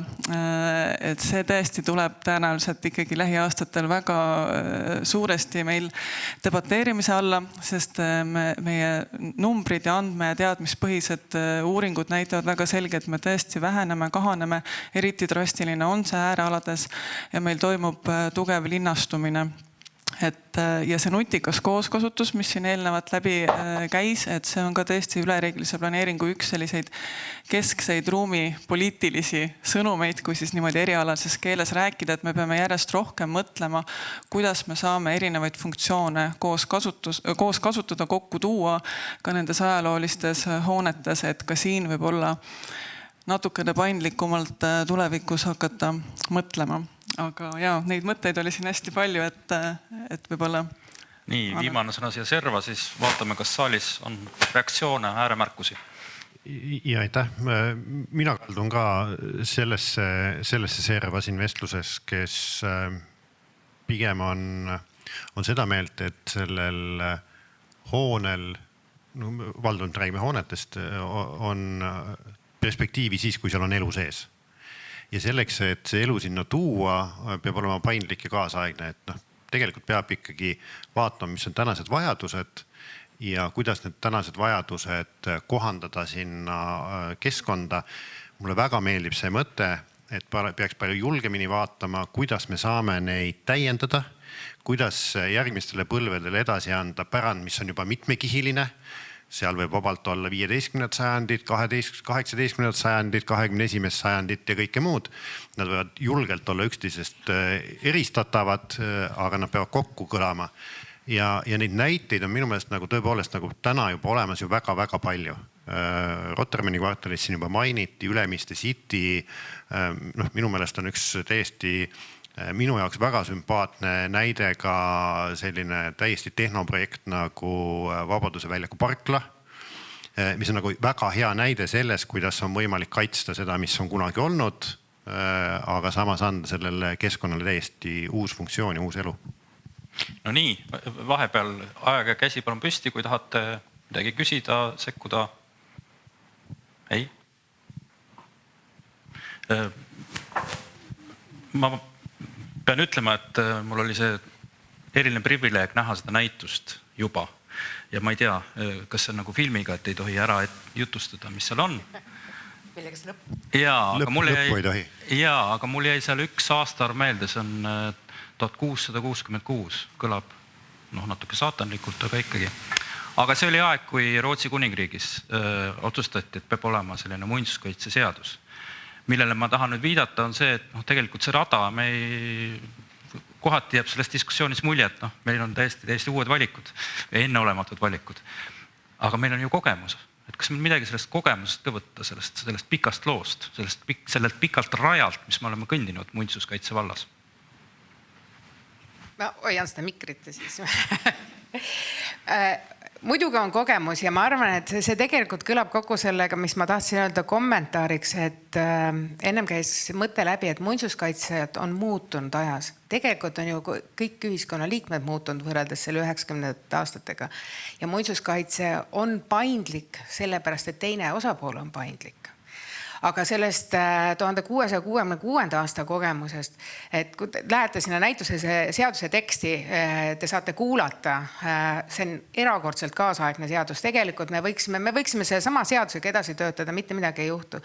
Et seal on üks oluline aspekt on see, et karistus seaduse mittetäitmise eest on kuninglik ebasoosing. Ja kui te mõtlete seda, siis see sisuliselt võiks tähendada nagu ühiskondlik hukkamõist kõlab väga karmilt, on ju, et see kõlab nagu karuteene auhind või midagi taolist. No see karuteene auhind on, ütleme ka niimoodi, et seal peab ka nagu hellalt käima ümber sellega, aga see ebasoosing, see tähendab seda, et teised ei kiida heaks seda, mida sa teed. Ja toona see kuninglik ebasoosing võis tähendada seda, et sa jääd ilma tiitlitest, ametikohtadest, kõikidest muudest asjadest, eks ju, kui see aadelkonda puudutab. Aga üldiselt see niisugune arusaam ja mõistmine ja siis samal ajal ka hukkamõist, kui sa teed midagi valesti, sellepärast, et pärandi eriline asi on see, et meil on Eesti riigis eriti, meil on uskumatult palju pärandit on, eks ju, eraomanike käes. Ja eraomanikul on omandi üle õigus, aga omanik peab ka teadma seda, et ta on tegelikult nagu ajutine haldaja sellele. Et sellel on palju pikem lugu, et seda peaks hoidma tulevastele põlvedele, pluss veel see, et see on tegelikult meie kõigi, see on ka kaasaegsete jaoks väärtus. Et see, mismoodi sina oma objekti hoiad, see mõjutab meid kõiki ja meie teadmisi ajaloost. Kes veel ajaloost? Oskaks midagi nimetada, mis veel võtta? Tegelikult ega ma päris sinna ajalukku ei läheks nii täpselt nagu Riin oskab seda teha või Anneli oskab seda teha. Ma loodan, et Anneli pärast midagi ütleb ka. Aga ma lihtsalt tahaks oma tunnet jagada, et mis me võiksime ajaloost võib-olla tänapäeva kaasa võtta. Keegi minust palju nutikam ja targem inimene on öelnud, et väga palju pärandit on säilinud meie keskkonnas ja meie jaoks tänu sellele, et me olime kunagi nii vaesed. Et vaesus on aidanud säilitada. Vaesus omakorda tähendab mingit teatud nagu rahuseisundit minu jaoks, selles mõttes, et kui sa oled vaene, sa siis laamendada. Et ei ole nii, et raha tuli enne koju ja siis tuli tarkus järele, eks ole. Et meil pole seda privileegi olnud, mis on ühest küljest võib-olla kurb, aga teisest küljest, mis puudutab pärandit, suurepärane võimalus meile. Meil on just tänu sellele, et meil on olnud võimalik rahulikult tegutsedes säilitada niivõrd palju mis meil täna olemas on just sellisel autentsel kujul, mida teistes riikides ei ole. Et me oleme selles mõttes väga-väga erilises olukorras, et meil on see rahu võimalus olnud mõtestada, mõelda, mitte teha ja puutuda siis, kui meil on võib-olla tekkinud esimesed vahendid, vaid teha seda siis, kui meil on tulnud kas mõni nutikam tehnoloogia, mõni nutikam mõte või teadmine, kuidas oma asjadega ümber käia. Nii et mina võtaks sellise rahuliku ja mitte laamendava mõtteviisi sealt ajaloost kaasa. Nii, palun. Nii, aga anname mikrofoni ka siis siit näiteks.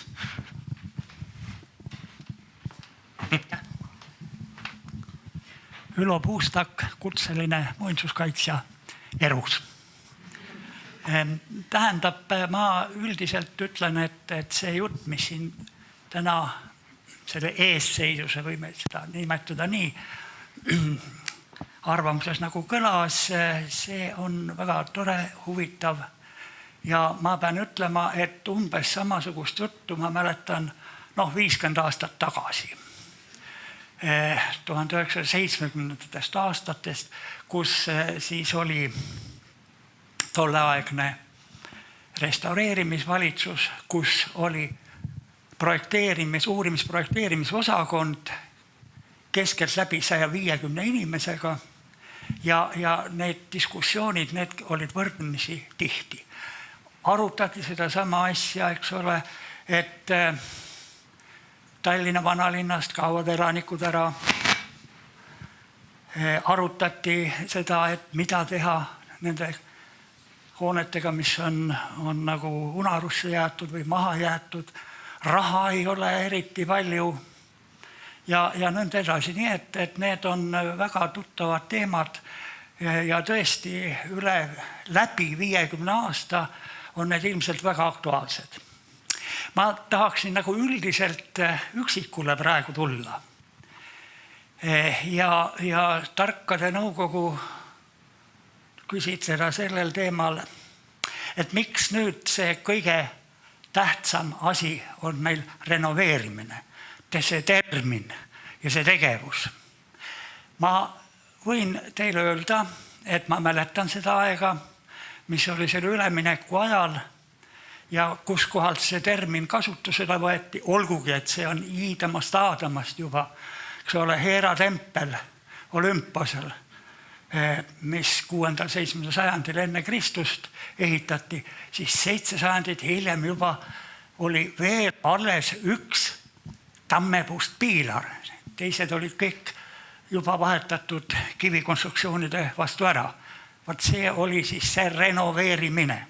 Eestis on kõige tuttavamad kohad, kui me lähme, eks ole, Kinga tänava, Pikale tänavale, siis mõlemad nurgapealsed hooned, sealt ülevalt vaatate üles, seal on nagu vapimoodi kujundid, kus on tsirkel ja aastaarvud peal 1920 aastast ja nimetähed EK, Ernst Küünert, kes siis renoveeris ja see all on tekst renovatum. Nii, aga Eestisse tõi selle termini mitte seltskond, kes mälestistega on tegelenud või tegeles, vaid Rahandusministeerium.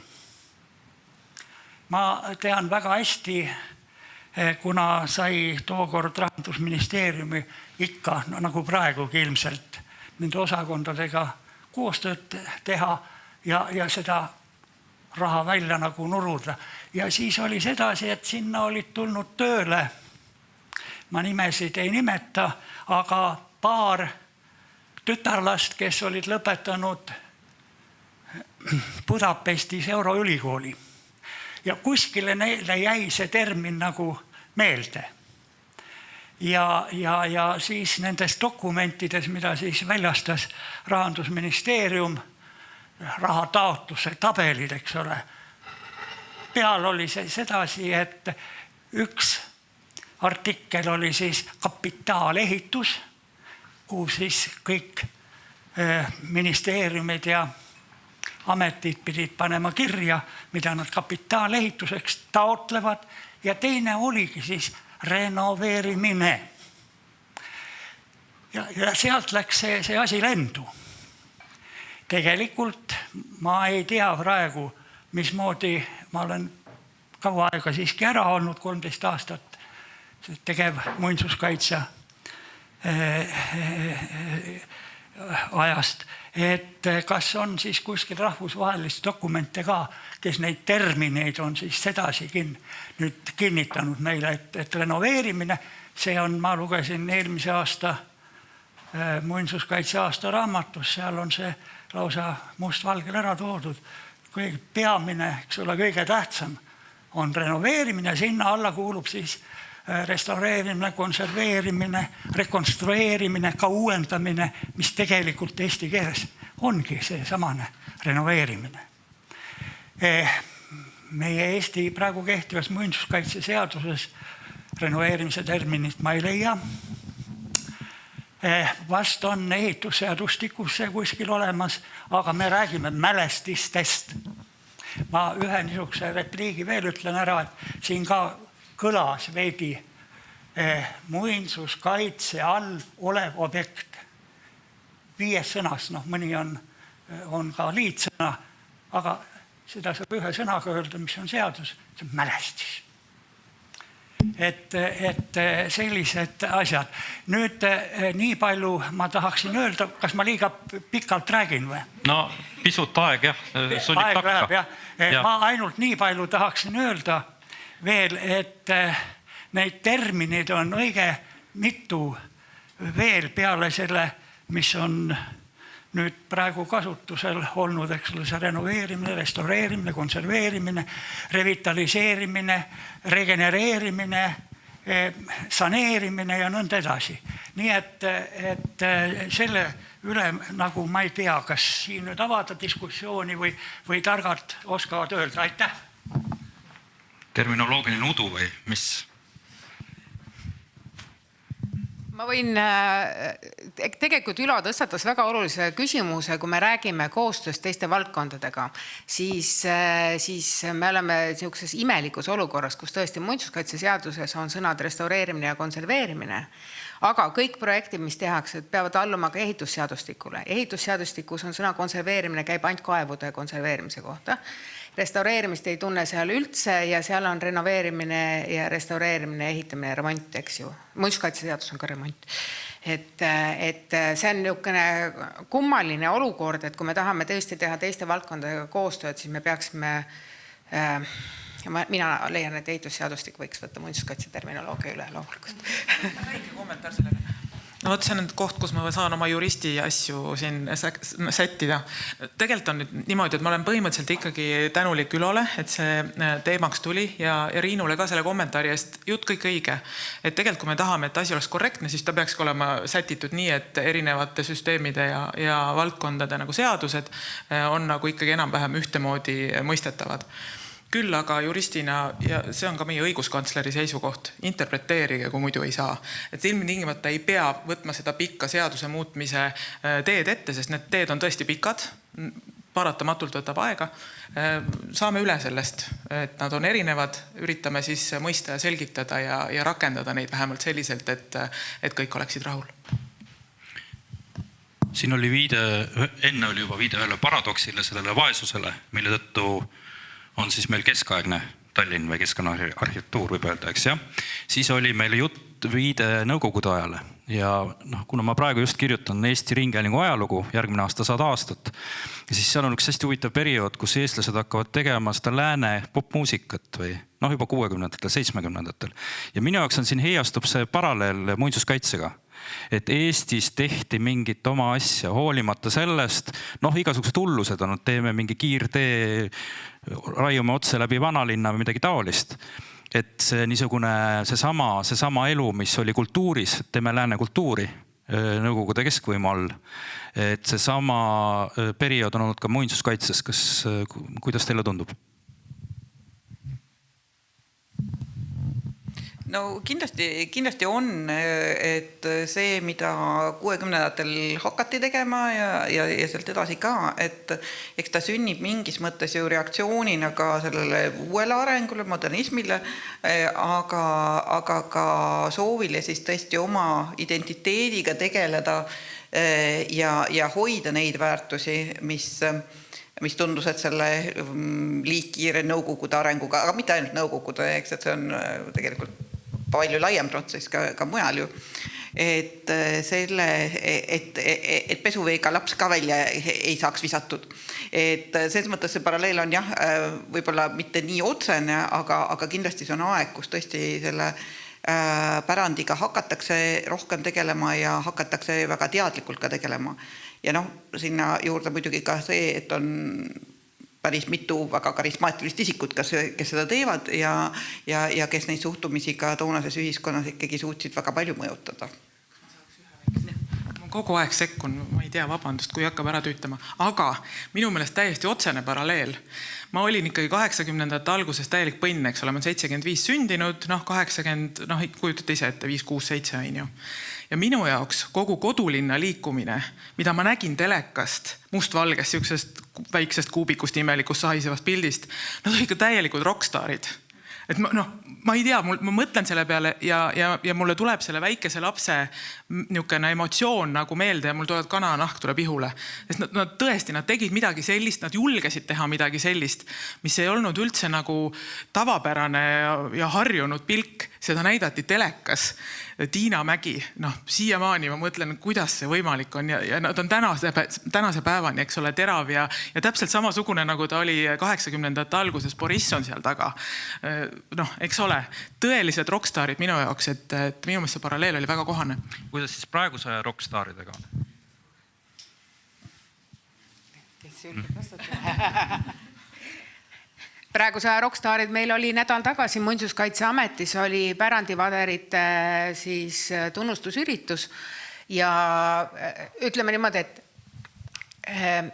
need koduline liikumised, see oli mitmes erinevas Eesti linnas ja meil olid niimoodi üksikud juhid, aga nüüd pärandivaderitega oleme saavutanud olukorra, kus meil on natuke tagasi seda niisugust vabariigiaegset muinsuskaitse mõtet. Kui muinsuskaitse ei saanud ise hakkama, siis kirjutati seaduses sisse usaldusisikud, kes aitasid korraldada siis vabatahtlikku muinsuskaitset ja need olid valdavalt kooliõpetajad. Ja praegult me oleme jälle ringiga jõudnud sinna, et meil on nende pärandivaderite juhendajatena, meil on tohutu abivägi siis nende kooliõpetajate näol, kes kaasavad oma õpilasi siis erinevatele töödele, et väiksed riisuvad, aga suuremad teevad juba nagu märksa asjalikumaid töid, et see võiks küll olla. Jah, täpselt. Riinuga olime samal üritusel, mul oli võimalik nendele õpetajatele ja Riinule ja pärandivaderite eestvedajale suur aitäh öelda, mis mind kõige rohkem hämmastas seal juures. Et see ei ole selline, et õpetaja ja siis üksikud 1, 2, 3 õpilast, kes on ka võib-olla ajaloos viielised, eks ole, et nemad lähevad siis teevad asja. Saaremaal 300 õpilast.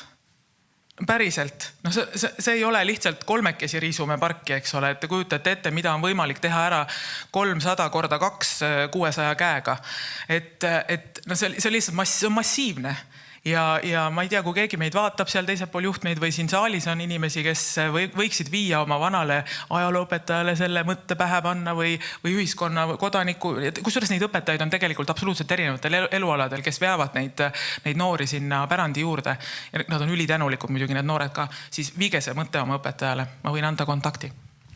Ja ma tahtsin siit täiendada, et see järelkasvu kasvatamine on ju väga teadlik tegevus, et üks aspekt on tänada oma õpetajad, teine aspekt on mõelda, et kes on minu järglased ja võib-olla lihtsalt väike isiklik lugu, et kui oli siin sellest ajaloost juttu, siis ma olen lõputult tänulik isiklikult Trivimi Vellistele, kui ma olin noor muuseumijuht äsja saanud muuseumijuhis 24-5-aastane, siis oli Trivimi tuli meie muuseumi tiimi juurde, me olime kõik noored ja ütles, et kuulge, et Pagari tänava muuseum tuleb rajada.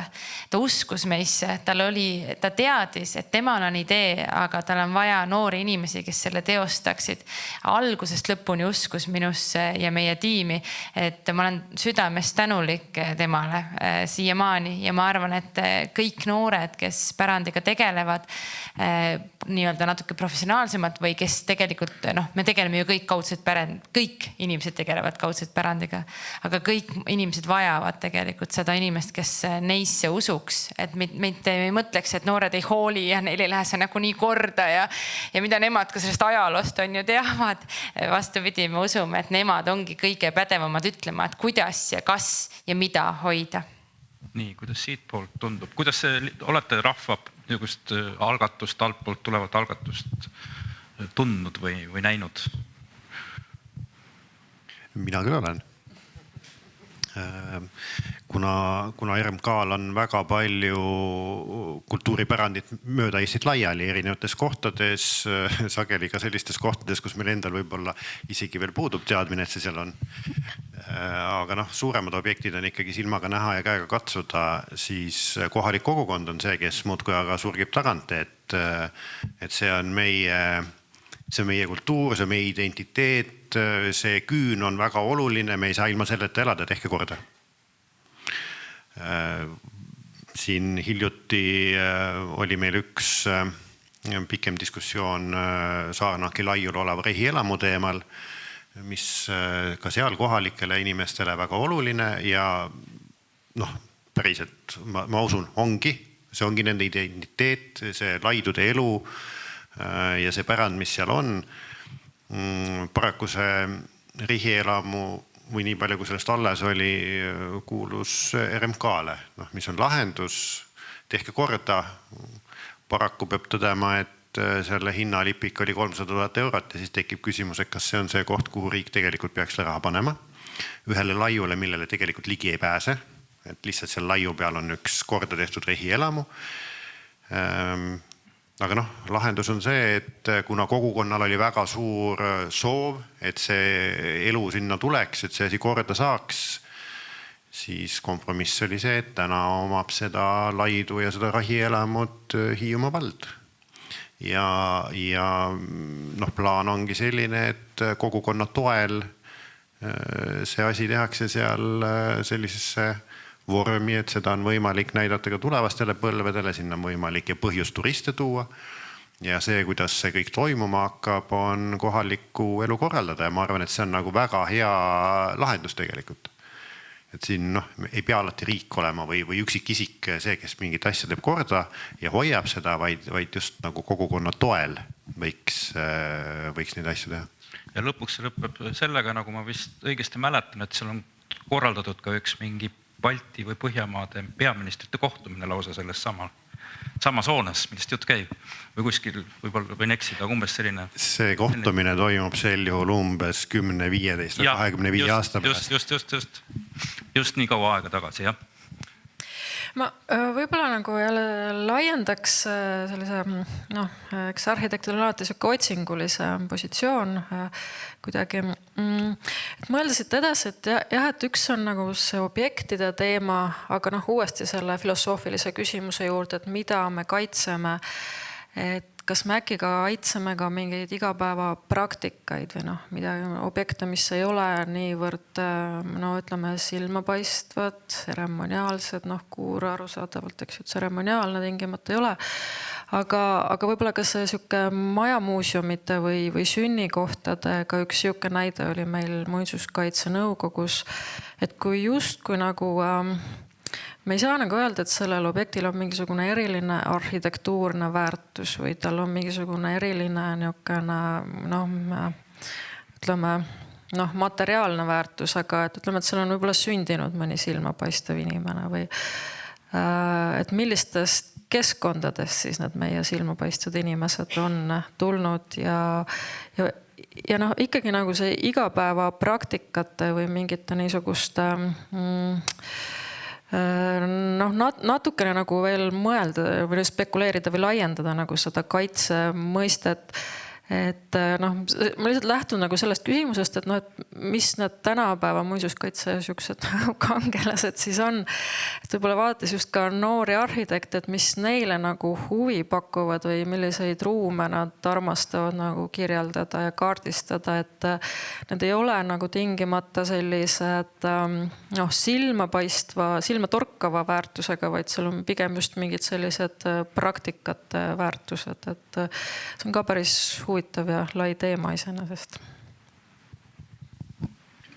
Ma lisaksin siia juurde lihtsalt kiiresti veel nii palju, et mitte kõik need pärandkultuuriobjektid ei ole mälestised. Et väga palju on ka muud liiki objekte, sest lisaks Muinsuskaitseametil on ka Keskkonnaamet, kes tegeleb maastiku kaitsmisega ja kui seal maastiku peal asub üks küün keset lagedat välja, mis on sinna ehitatud lihtsalt 100 aastat tagasi, siis ka see on objekt, mida me peame säilitama. hoolimata selles, kas seda kasutatakse päriselt või ei kasutata, aga ta on osa sellest maastikust tänaseks juba. Mul tekkis lihtsalt, seal on küsimus, kuulge, kasutame ära selle võimaluse. Jaa. Kas mikro?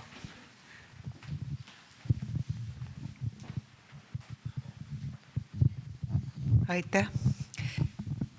Ma ei küsi, ma ainult kommenteerin paar märkust siia juurde, mida ma olen siin kõrvalt kuulanud, mis väga põnev on, aga võib-olla see lisamõte, et hetkel vabandust, et ma ei ole ennast tutvustanud, Mari Nõmmela, et kogu selle muinsuskaitsega kaasnevad veel muud valdkonnad, pärandmaastikud, kultuurmaastikud, kultuuripärandiga maastikud, muinsuskaitsealad, miljööalad.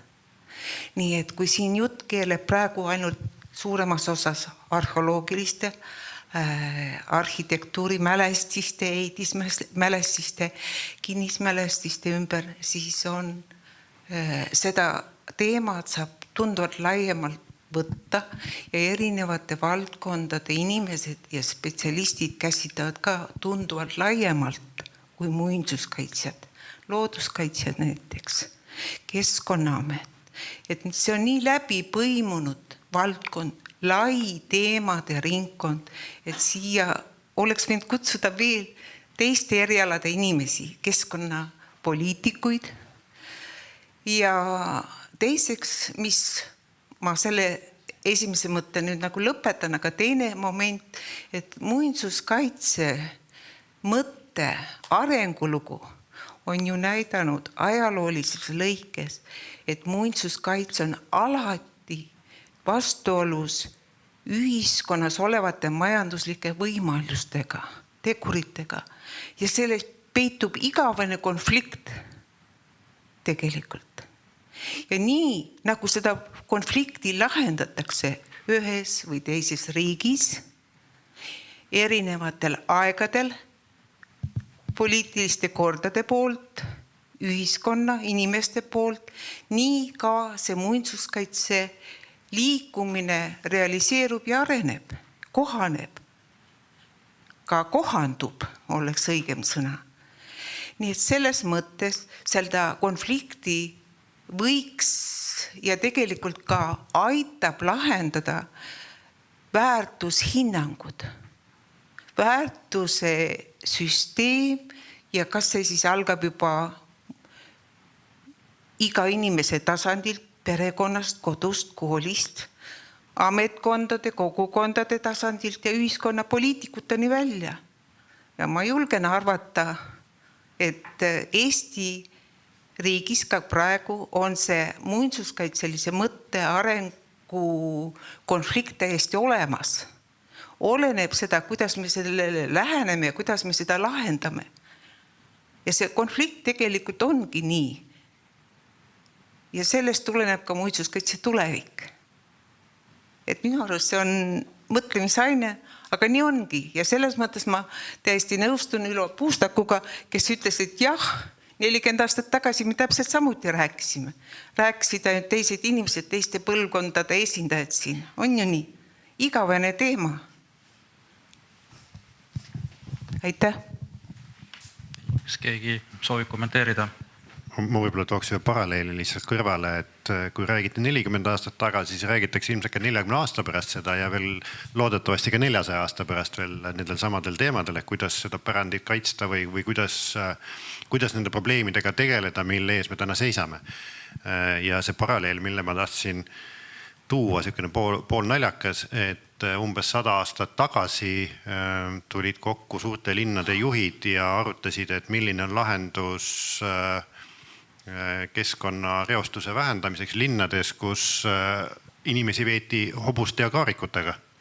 Ja leiti, et lahendus selleks on sisepõlemismootoriga autod, sest et need ei jäta neid asju sinna tee peale pärast, et linn on märksa puhtam pärast. Täna räägitakse samal teemal, otsitakse uut lahendust, et mis on see pääsetee. Ja väike kommentaar lihtsalt, et minu meelest olulised küsimused ongi igavesed. Nii et nagu kaaskõneleja ütles, ma arvan, et 40 aasta pärast või 50 aasta pärast räägivadki teised näod täpselt samadel küsimustel siin ruumis või mõnes teises ruumis. Mis ma tahtsin veel öelda, see on tõsi, et need kokkupuutepunkte on väga palju ja muinsuskaitse on kahjuks selline või õnneks, vastupidi, tegelikult õnneks, selline distsipliin, kus arvata oskab peaaegu igaüks midagi, sest kõigil on oma kokkupuude. Ma ei mäleta, kes eelkõnelejatest ütles just, et tegelikult me viisil või teisel tegeleme ju kõik iga päev pärandiga. Me lihtsalt ei teadvusta või ei sõnasta teda selliselt. Meil kodus on vanad fotod, ma ei tea, mul vanaema kudus sokid, ma ise teen seda. See on kõik ju mingil hetkel, eks ole, mingil viisil on ta kellelegi oluline, võib-olla mitte küll ühiskondlikult, aga isiklikus plaanis kindlasti. Nii et selles mõttes see pärandiga tegelemine on väga ühest küljest tänuväärne ja huvitav, aga teatud mõttes ka keeruline, seepärast, et kõigil on oma arvamus ja need arvamused võivad olla täpselt seinast seina, eks ole. Et nagu mina siin räägin oma nendest pealikest, siis Riin ütleb, et UNESCO mõtleb nii ja see ongi okei ja me peamegi seda dialoogi pidama ja minu meelest me saame sellest koera sabast üle sellega, nagu meie president on öelnud, et tuleb osata viisakalt eriarvamusele jääda ja põhjendada oma väiteid ja niimoodi ükskõik kas ametite vahel asju ajades või kuskil ringides dialoogi pidades. Nii et mina näen küll tulevikku väga helgena. Minu arvates see mõte sellest, et majanduslik kasu ja väärtused või muinsuskaitse väärtused on mingi kaks erinevat asja. Minu arust on nagu erakordselt ebaviljakas viis mõtlemiseks. Kui me mõtleme nagu selle peale, et kui palju maja maksab mingisuguse hoone rekonstrueerimine ruutmeetri kohta versus see, kui palju maksab uue hoone ehitamine, siis rekonstrueerida on reeglina tublisti odavam. Kui me mõtleme selle peale, mis on ruumi kvaliteedi kriteeriumid, näiteks rahvusvahelises Davosi süsteemis, siis seal on niisugused kriteeriumid nagu kohatunnetus ja kontekst, mis on otseselt pärandiga seotud, pärand panustab sinna tohutult. Londoni majanduskoolil on üks värske uuring, kus nad võtavad need 8 kvaliteedi kriteeriumit ette ja vaatavad, et kas nende jälgimine on arendajale kasulik või kahjulik majanduslikus mõttes siis. Ja seda üllatust selgub, et tegelikult on kasulik. Investeeringu tasuvus on oluliselt kõrgem. Et ma arvan, et see taustsüsteem on nagu hästi oluline, kus me asju vaatame ja ma arvan, et me tõesti jääme nagu sellesse nõiaringi, kui me oleme sellistes vastandustes pidevalt kinni. Jah. Aha. Võib-olla seal saalis oli ja kommentaari peale ütleks ka nii palju, et need samad muud kihistused, mis on selle pärandiga seotud, et need samad väärtuslikud maastikud ja asustusstruktuur ja neid tegelikult on toodud ju välja ka maakonna planeeringutes ja nüüd ka ÜRPi raames, eks ole, seda on laiemalt, nii et ega nad ei ole päris laualt õnneks maha kukkunud, eks ole, lihtsalt võib-olla see on osutunud päris keeruliseks, et kuidas neid hoida ja kaitsta. Et ei ole nii rangelt reguleeritud, et mida ja kuidas võiks teha, et lihtsalt võib-olla see on nagu see nõrk koht nende teiste pärandiliikide kaitsel. Ja mis puudutab seda pärandkultuuri, neid objekte, mida siin eelkõnelejad on ka välja toonud, et siis neid on tõesti ka ju 10 000, kui ma õigesti tean, üle vist 30 000 ja osad nendest ei ole säilunud, osad on säilunud, eks ole, ja need on siis Maa- ja Ruumiameti kaardi kihil vastaval ka kenasti olemas, et tegelikult päris huvitav uurimine, et keda see teema huvitada võiks. Ma lihtsalt kommentaariks ütlen, et eks neid kaitstakse ikka neid maastikke ja selleks on ju meil rahvuspargid, selleks on maastikukaitsealad oma kaitse-eeskirjadega, et eks see ongi see viis, kuidas neid väärtusi kaitsta. Vabandust, et loomulikult läbi looduskaitse ja igasuguste erinevate viiside seda teha saab, aga just pean silmas neid maakonna planeeringutest toodud väärtuslikke maastikke, mis on tõesti need nagu kultuuriloolised asusstruktuuri puudutavad ja ka looduskeskkonnaga seotud, mis ei ole ütleme otseselt kaitse all, et nendega on need erinevates maakonna planeeringutes need nõuded võib-olla ebaühtlased ja lihtsalt sellest tulenevalt sinna ehitussurve ikkagi teatud piirkondades on, mis võib neile nagu mitte positiivselt mõjuda pikas perspektiivis. Ma siis kohe kommenteerin vastu. Me saime selle mikrofoni siia otsa, nüüd me saame siin pendeldada sellega. Et kui jälle hakata mõtlema selle peale, et võtame mõne rahvuspargi näiteks, kus on ehitamine keelatud lausa väga paljudes kohtades, et kui me mõtleme selle peale, et 100 aastat tagasi, kas siis ka oleks olnud see hinnang sama, et me ei ehita siia mitte kunagi mitte midagi, et tõenäoliselt ikkagi kaluriküladesse või mere äärde oleksid ikka mingid paadikuurid ja mingid elamised tulnud, mis täna on välistatud. Eks need tingimused on ka oluliselt muutunud, et maastik on rohkem täis ehitatud, rahvastiku tihedus on palju suurem, et me ei saa nagu päris sama hästi neid võrrelda. Ja ma tahaksin nendele pärandmaastikele veel lisaks tuua, aga tegelikult kui tohutult hariduslik on see, et kui sa sõidad mööda maanteed ja siis sa näed kõiki need pruuni silte, mis näitavad kellegi kodukohta, sest need ei pruugi olla kaitse all, aga see toidab meie teadvust. Me hakkame mõtlema, et kes see Gustav Wolf võis siin on, et niisugused huvitavad nimed ja ma arvan, et päris paljud inimesed nagu orienteeruvad selle järgi. Ja kindlasti maastikus jälle ei ole kaitse teema, aga identiteedi teema on kihelkonna sildid, mis pandi Eesti Rahva Muuseumi 100. aastapäevaks. Et need on tegelikult ainsad sildid, mis meid tõeliselt geograafiliselt aitavad, sest et seda, kus hakkab Paide linn või Pärnu linn sildi järgi vaadata, ajab hulluks natukene, aga kihelkonna sildi järgi me saame ennast paika sättida.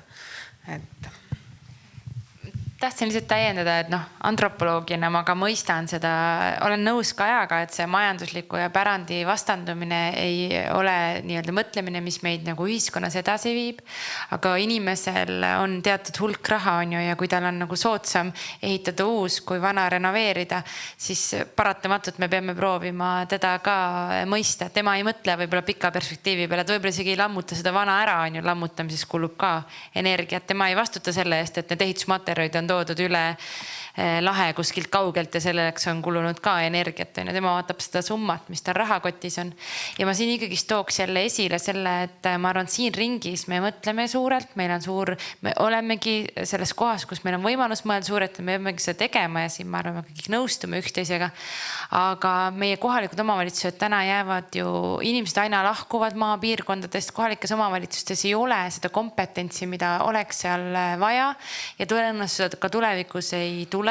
Mina ütleks ikkagi, et meie haldusreform selles mõttes on jäänud poolikuks ja sellist nagu mõtlemist, mida me vajaksime, mis me täna siin laua taga on olemas, just selle majandusliku versus pärandtelje peal, meil sellist kompetentsi ei jagu üle Eesti ja tegelikult et mitte lihtsalt neid probleeme nagu maha salata, et praegu jääb nagu mulje, et kõik on ju hästi, et meil on päris suured probleemid, just kui me läheme Tallinnast ja Tartust välja, millele me peame otsa vaatama ja appi minema ja siinkohal võib-olla ongi hea minu poolt lõpetada selle lausega, et kui me ütleme riik, me ei saa rääkida ainult ministeeriumitest.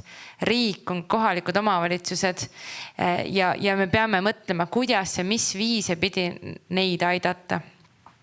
Vist on, jah, nii, kuskil päris tagapool, katsume mikrofoni sinna läkitada, aitäh.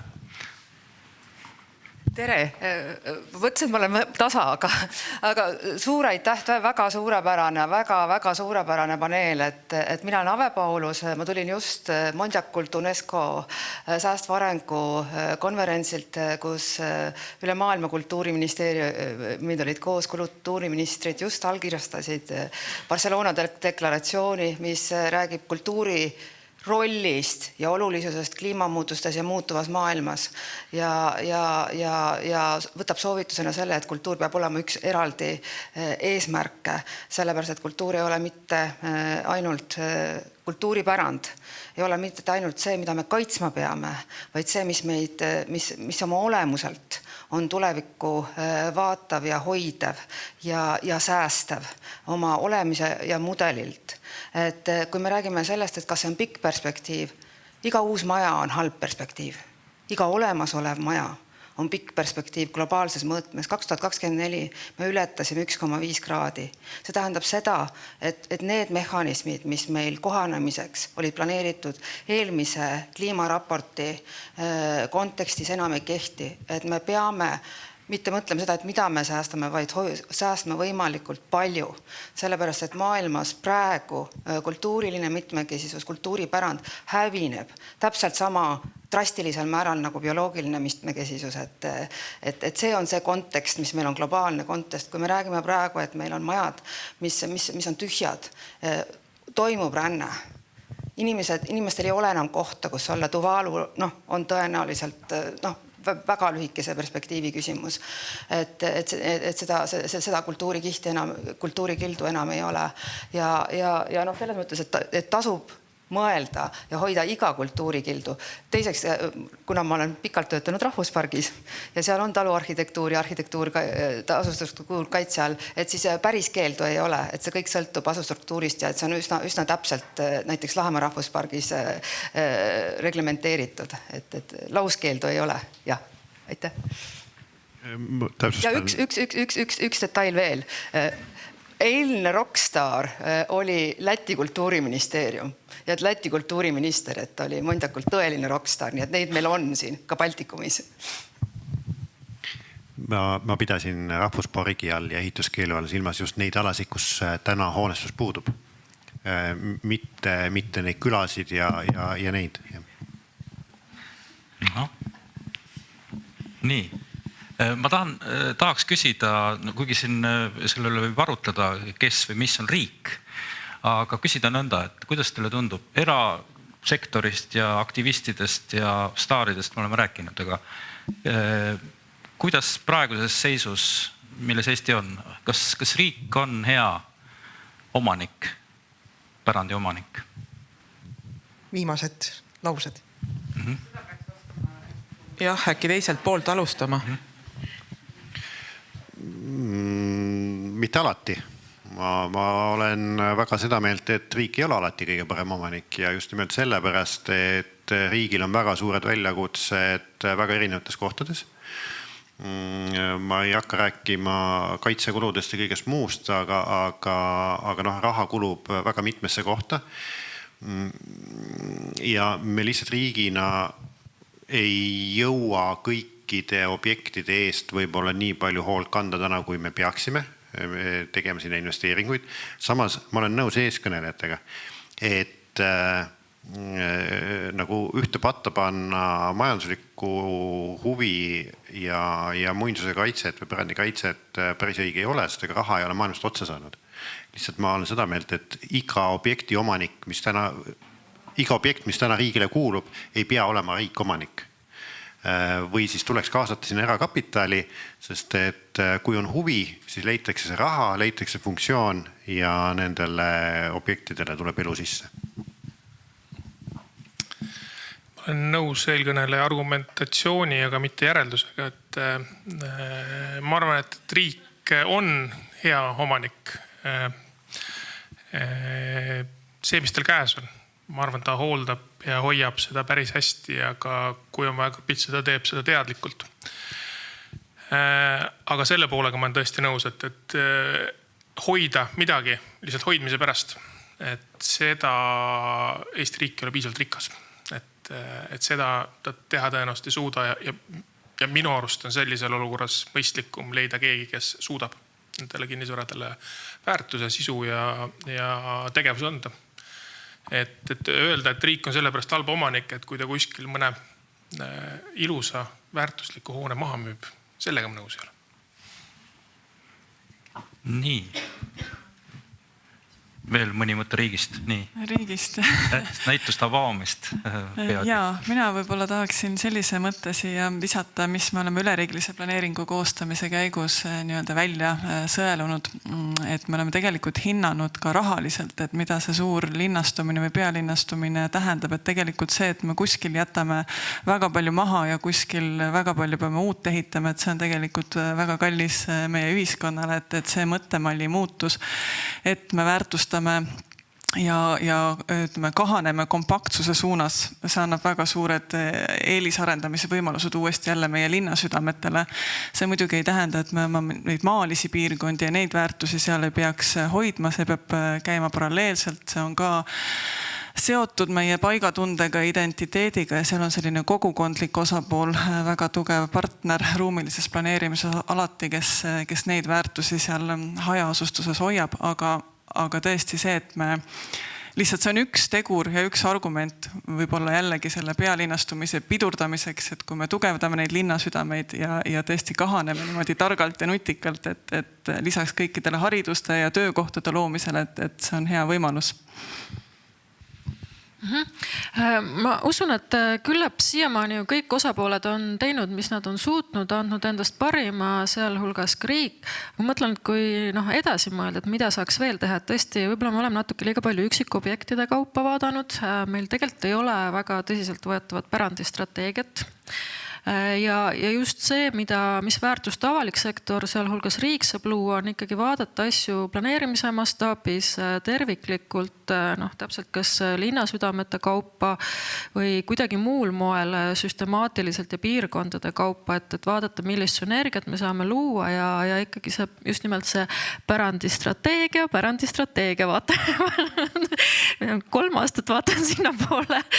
Et minu arvates see on, tegelikult see, kus nüüd riik saab nagu selle kvalitatiivse uue sammu astuda edasi ja et küll me siis need kaunid majad saame ka ikkagi kasutuses hoitud ja siis ilmselt ka ei ole avaliku meelepaha, kui riik mõne kauni pärandmaja erakätesse usaldab, sest kui on strateegia, siis järelikult on mingi plaan sellega. Ja ma kiidan takka seda pärandistrateegiat, mis on Muinsuskaitseameti nõukogus pikalt teema ja igaks üks kordan üle, et pärandistrateegia ei ole see, et kust tuleb raha, vaid pigem on, see peab olema nagu koostöömudel erinevate ametkondade vahel ja ma loodan, et see tänane aruteluring ja nüüd nähtav näitus aitab natuke seda sidusust hoida. Jah, võib-olla ühe mõte lihtsalt see, et kes on riik ja kui Merilin siin muretses, et kust tuleb see kompetents, siis et küsime, et kus on need inimesed, et meie Kunstiakadeemias küll kasvatame neid inimesi ja õnneks muinsuskaitse ja konserveerimise eriala on jätkuvalt populaarne ja et me ikka iga aasta mõned inimesed koolitame juurde, kes oskaksid siis ka kompetentselt pärandi teemadel kaasa rääkida. Ja mina julgen tegelikult öelda, et kui me vaatame, et 1/3 kultuuripärandist on avariilises või halvas seisukorras, see on paraku see mõõdik, mis meil täna on ja tulemus, mida me täna otsa vaatame, siis see 1/3 ei ole riigi käes. Et kui me vaatame, et kuidas ja mida nügida erinevate meetmete, strateegiate ja seadustega, siis ikkagi me peame rääkima selle eraomaniku ja kohaliku omavalitsuse toetamisest. Mul on mikrofon. No sellele ringile on midagi väga raske lisada, et ma olen kõigi eelkõnelejatega ja nende mõtetega, mis on välja öeldud, nõus ja võtaks selle siis kokku niimoodi, et mul hea meel, et nii paljusid inimesi ühendab selline pärandisäde. No meil on tore töö, inimesed, hoidkem seda tunnet endas ja ma arvan, et siis on ükskõik kui keeruline probleem ka lahendatav, kui see tunne sees on õige. Suur tänu, aeg liigub väga õnnelikus ja rõõmsas suunas, näituse suunas, paneme siis praegu punkti. Kuigi rääkida oleks veel väga paljudest asjadest ja alles mõtted tekivad minu jaoks. Ja. Aga suurepärane vestlus ja tore, et olite sellega kaasas. Näeme ja kuuleme jälle. Aitäh!